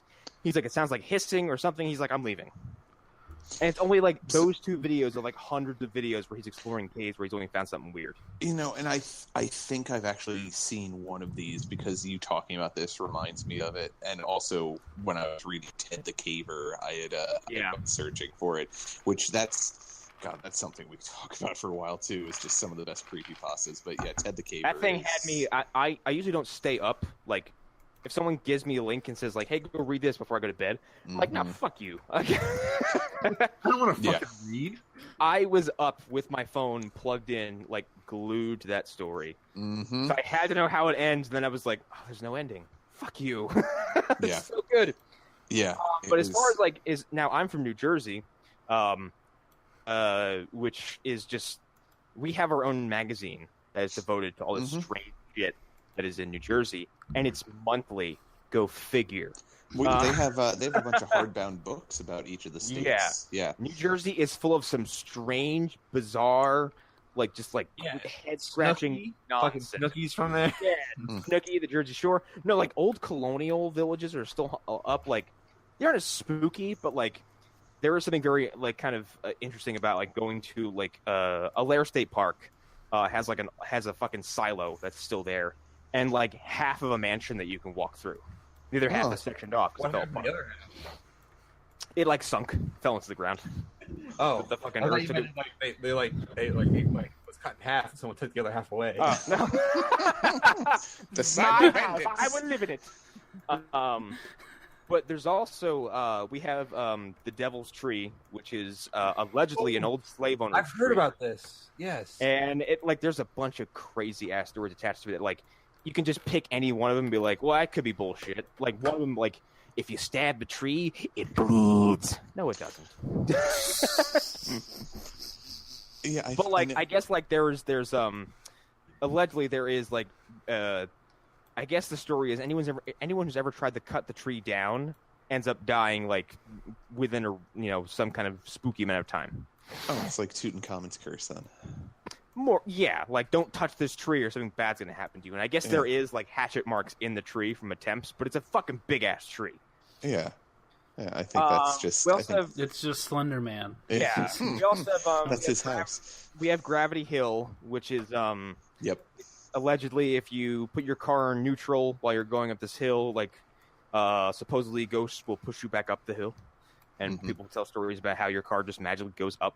But I think it's an optical illusion, I think is what it is. A lot of states have those. Ours has one too, but I didn't want to include it. That just makes sense, though. Like gravity is like fucking weird. So like, why wouldn't there be an optical? Yeah. Well, being that it's a force of nature that man has yet to actually figure out how to explain properly. Pennsylvania, because I have the weird PA book. One of the ones that I'd always read about was the 7 Gates of Hell. I forget where they're located, and supposedly, yeah, you go through these 7 gates at a specific time on a specific date, yada yada yada, ceremony, blah blah blah, and you can go to hell, which I don't know why you'd want to go to hell. Why wouldn't you want to go to hell? I don't know. I mean, maybe I want to go hang out with all the people the Catholics say. It's the dead of winter. I want to be warm. And I mean, maybe there's some side story about like, oh, well, you'll gain whatever wish you want or something. But it's stuff like that. That just it's folk stories. First of all, are you going to trust the devil? Come on, haven't you ever seen Futurama? Exactly. I mean, he's going to take your hands. We all grew up with monkey paw stories, so yeah. Yeah, absolutely not. We've got the Jersey Devil. We've got a bunch of. We have weird haunted roads. We have one. I can't remember what road it is, but we have allegedly one of the most haunted roads in the country. How does that work? Like, hey, haunted boo, road? Shit, they didn't stop. Boo! Hey, somebody stop, please. I think it's just people describing like apparitions and strange shit happening in this one stretch of highway. Yeah, I was reading something about that in Texas. Like, there's a road where like a bunch of like ghost sightings are. And so, like, there's also I heard this on lore. I can't remember the fucking name of it, but like it wasn't in New Jersey. It was in like Connecticut or something. Arlen, you might have actually heard this too. It was like a mansion that was built by some eccentric gay man. He would like spend all of his nights like just blasting a fucking violin or cello like into the midnight air. Hell yeah! This already sounds like an H.P. Lovecraft story. Yeah, it's very There Will Be Blood. Like it was this very like this strange kind of just like weird old man, nice, who I guess had like a fucking lover who lived with him or something like that. Had lots of money. And I guess built this like little manor by himself, brick by brick.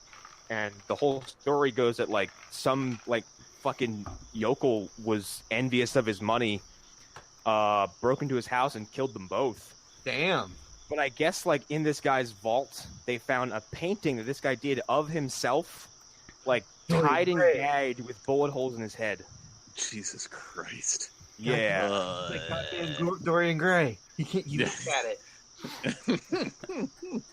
But then I guess later on, like I think years later, they discovered like because I think later on like it burned down or it was torn down. I can't remember what it was.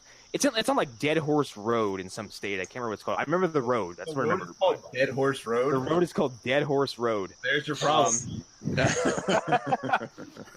And I think someone was like, "Why is it called Dead Horse Road?" And someone's like, "Why the fuck do you think it was called Dead Horse Road?" Hearing that, just like Hunter said earlier about the Winchester Mystery House, which I love the idea of that place so much, but I don't ever want to go visit it. No. Yeah. I guess like someone went through the foundations of this place, and like I might be confusing two different stories, but I think someone actually found like a trap door that led to like nothing. That's not good. And also like people have basically like there's no ghost sightings, but there's some stuff left over from that like this dude's belongings that are not like super strange and off-putting, but just kind of odd. And I think like a lot of his recordings of him just like fucking like it's like records of him just like fucking just jiving on this violin or cello in the middle of the night are still intact. He loves the violin. What's wrong with that? You know? Yeah. I don't remember where that's from. I gotta look that up, but it's a really cool story. There's more to it. Actually, just go find the episode that Aramaki. Lore. Aramaki. Yeah, Lore's a Here's a fucking weird- great show. Here's a weird local thing that I should probably I wasn't gonna bring up. I was thinking about doing it because it's more of a personal thing. But like, so I live in the Lakes region of New Hampshire, which also I'm like 3 towns away from Gilmington, which is like where H.H. Holmes is from. Oh my. Here's my thing. Anyone who lives in the East Coast, you're in the middle of like fucking colonial weirdness and witch hunting areas and like religious extreme, like old timey religious extremism. Like everything over on that side of the country is fucking strange. Yeah. So right there, on my way to my friend's house, is the church that H.H. Holmes was like molested in. Absolutely. His origin story is still up. That's great. Yeah. So I absolutely hate driving by this church at night because there's something about like the windows on the church that I can't look into them.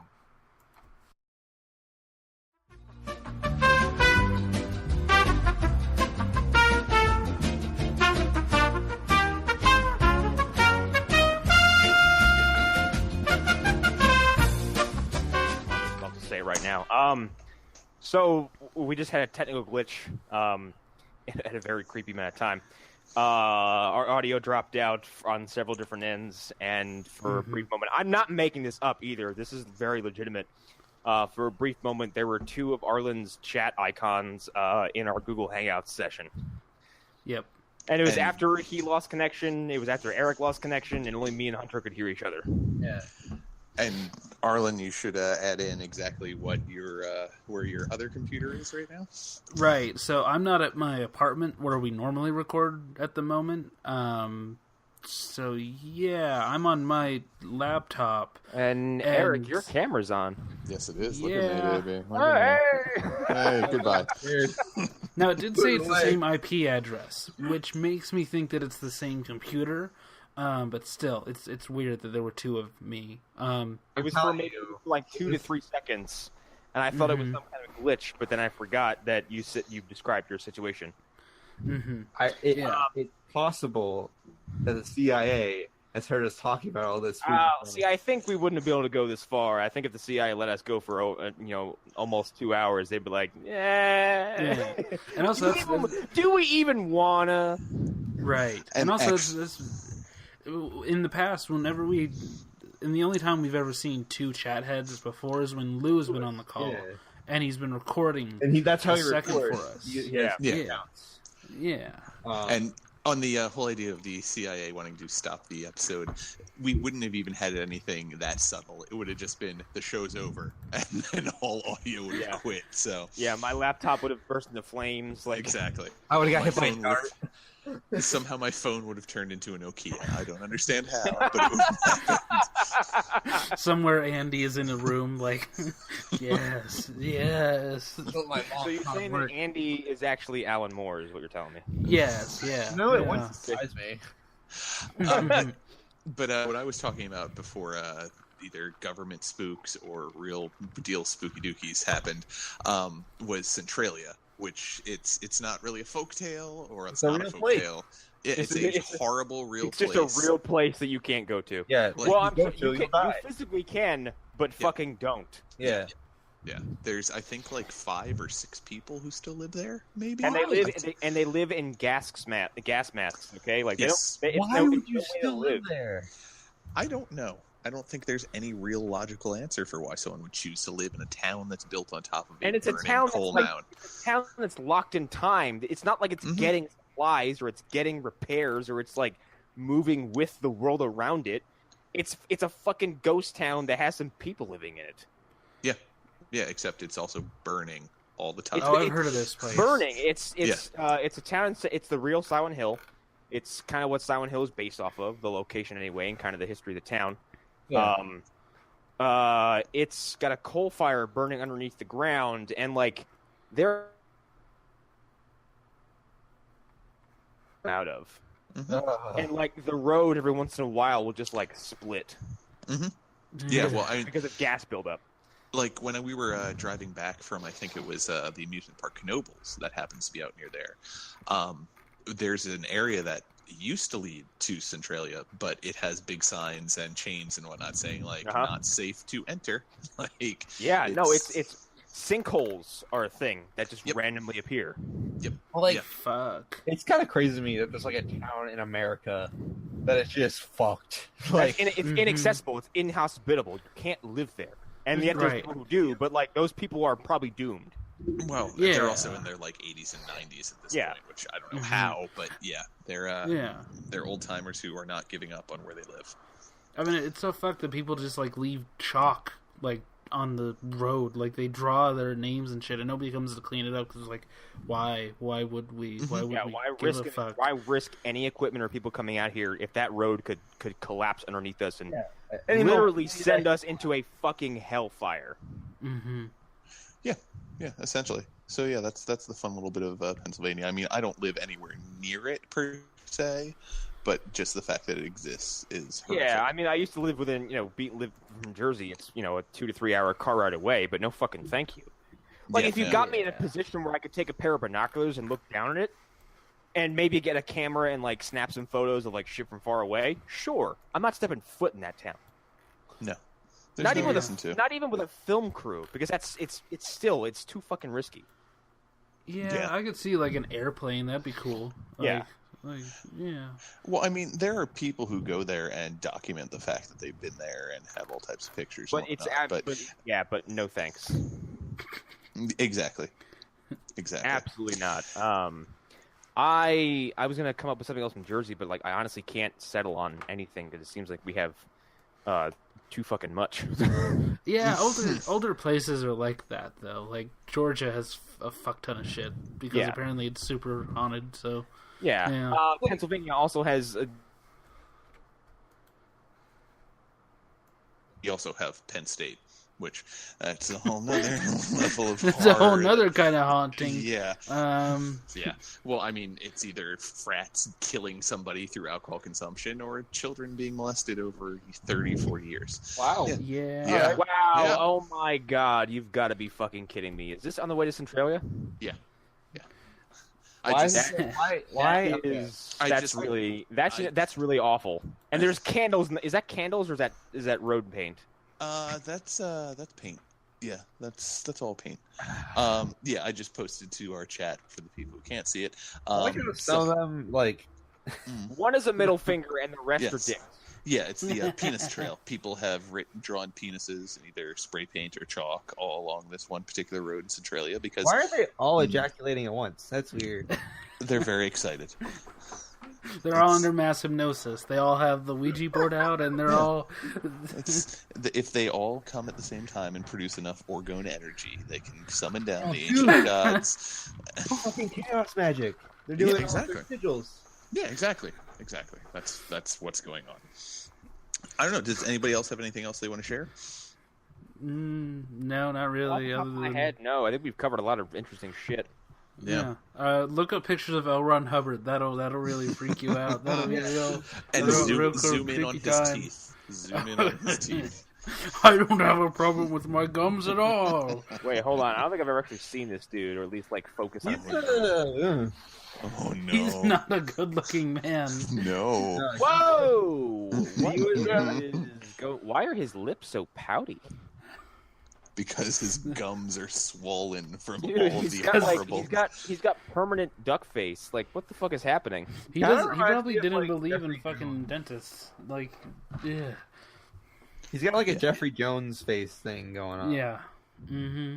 Yeah, he kind of looks like he kind of looks a little Goldfingery.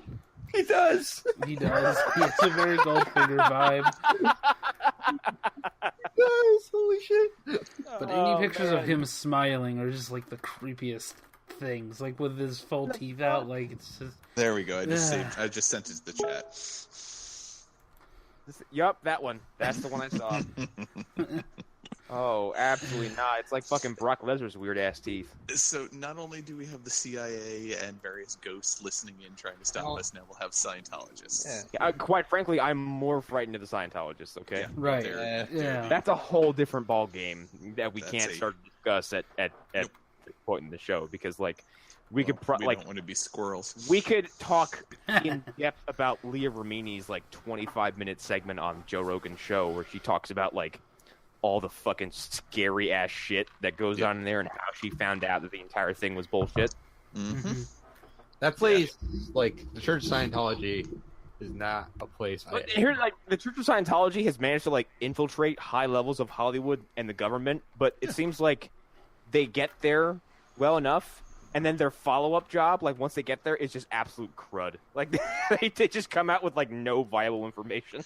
Well, it's not about information; it's about money. That's all that's all it's ever been about. Like, they want that fucking cheddar, y'all. Mm-hmm. My thing is like you've got Tom Cruise, like you've got it. Stop trying. Like, yeah, exactly. He ain't going anywhere. She basically implied that like I guess like John Travolta's like position at church is like it's such that like he could kill somebody and the church would cover it up.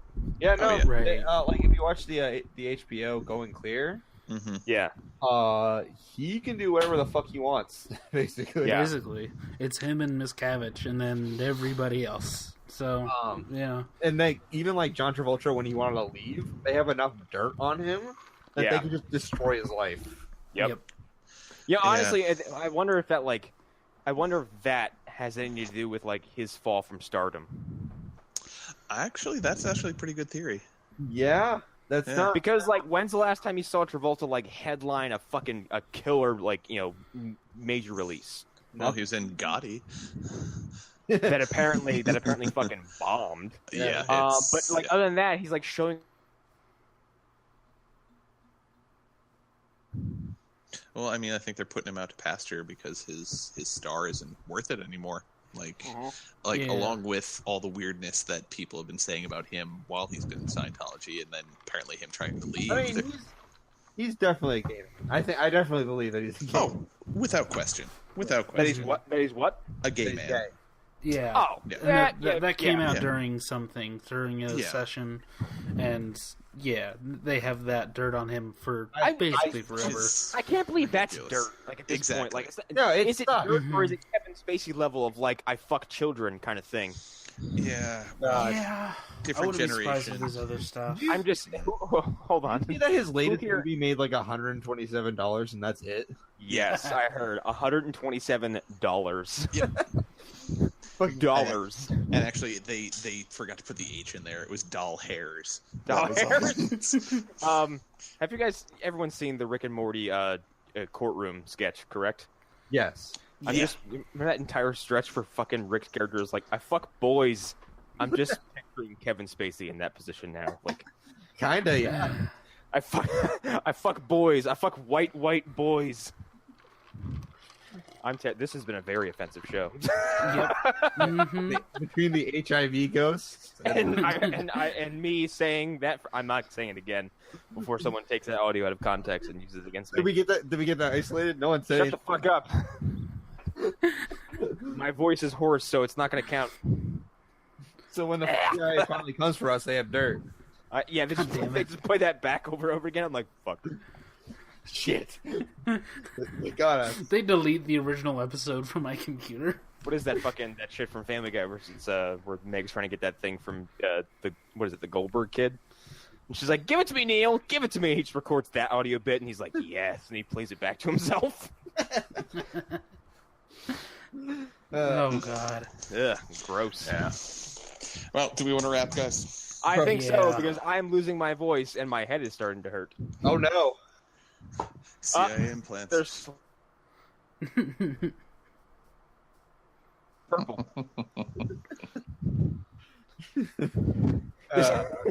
Just call it the last episode. And then we take like a month-long break.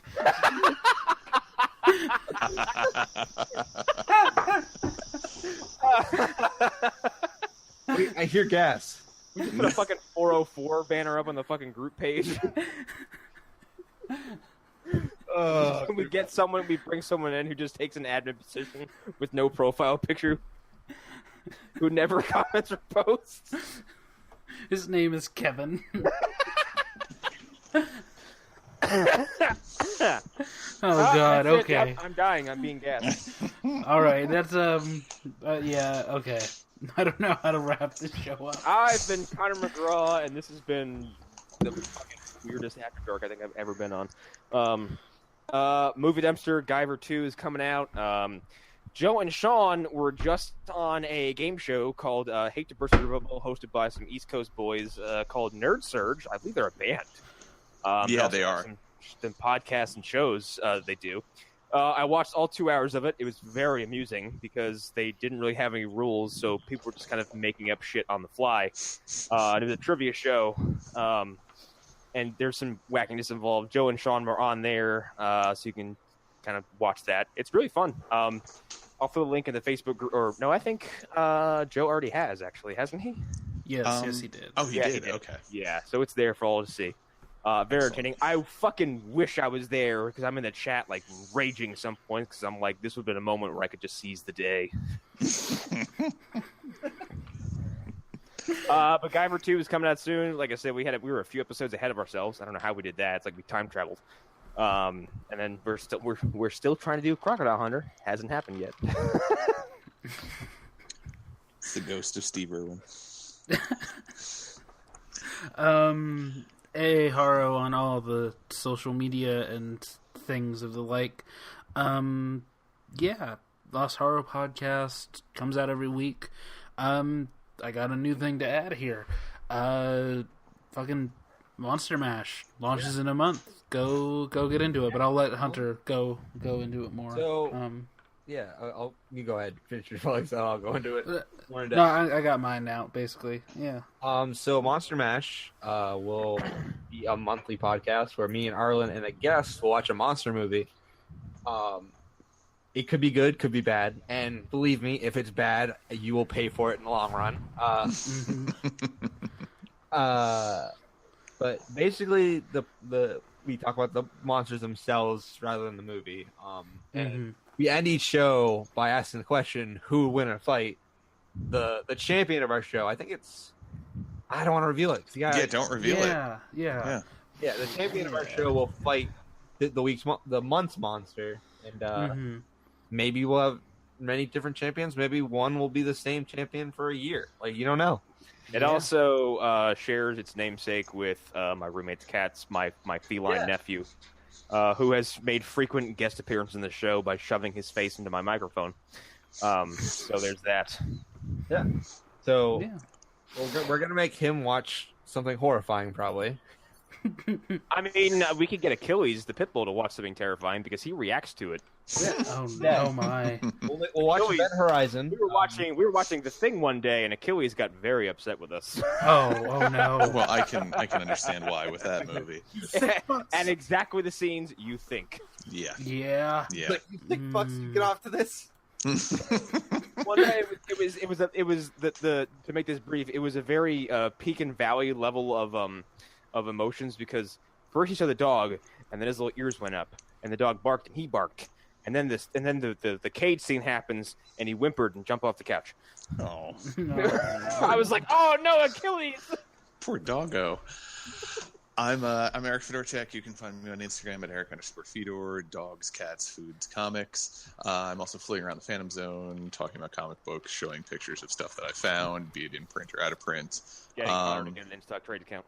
Yes, finally, welcome. Exactly. It's just started a terrible downhill trend. I don't really have anything to add because AIDS Ghost is possibly the best thing I've heard in a while on this show. God damn it! I can't believe this came from my dead relatives. So that is going to be the new character that we have to introduce on every episode. Can we fucking not? We need to have the AIDS Ghost. Thanks. Yeah. What we're talking about. I mean, here's the thing. Eventually, we'll get to the Avengers of Frank the Tank. Jesse Ventura, the AIDS Ghost, and in that case, like because I brought him up, and like, Jean-Claude Van Lynch. My new life's mission is to have our team of the Avengers face off against like the proverbial fucking Game Grumps X-Men or Justice League, and have all their characters fight our characters. Yes. Which would include racist basis, Diddle Kid, and what was it? Fap and Bradley. Oh God. Jesus Christ. Here comes Biddle, kid. Oh no, AIDS Ghost has him. Oh no! Oh no, AIDS Ghost has infected the entire opposite team. It's over. And then Racist Basis is like, man, it's really nice in here, except there's all these black people. Merhunter comes out of nowhere and just rips his head off. Oh boy. I guess with that, have a good evening, children. Try Yeah, to this sleep is the well. last episode of the After Dark Phantom Zones. This is it.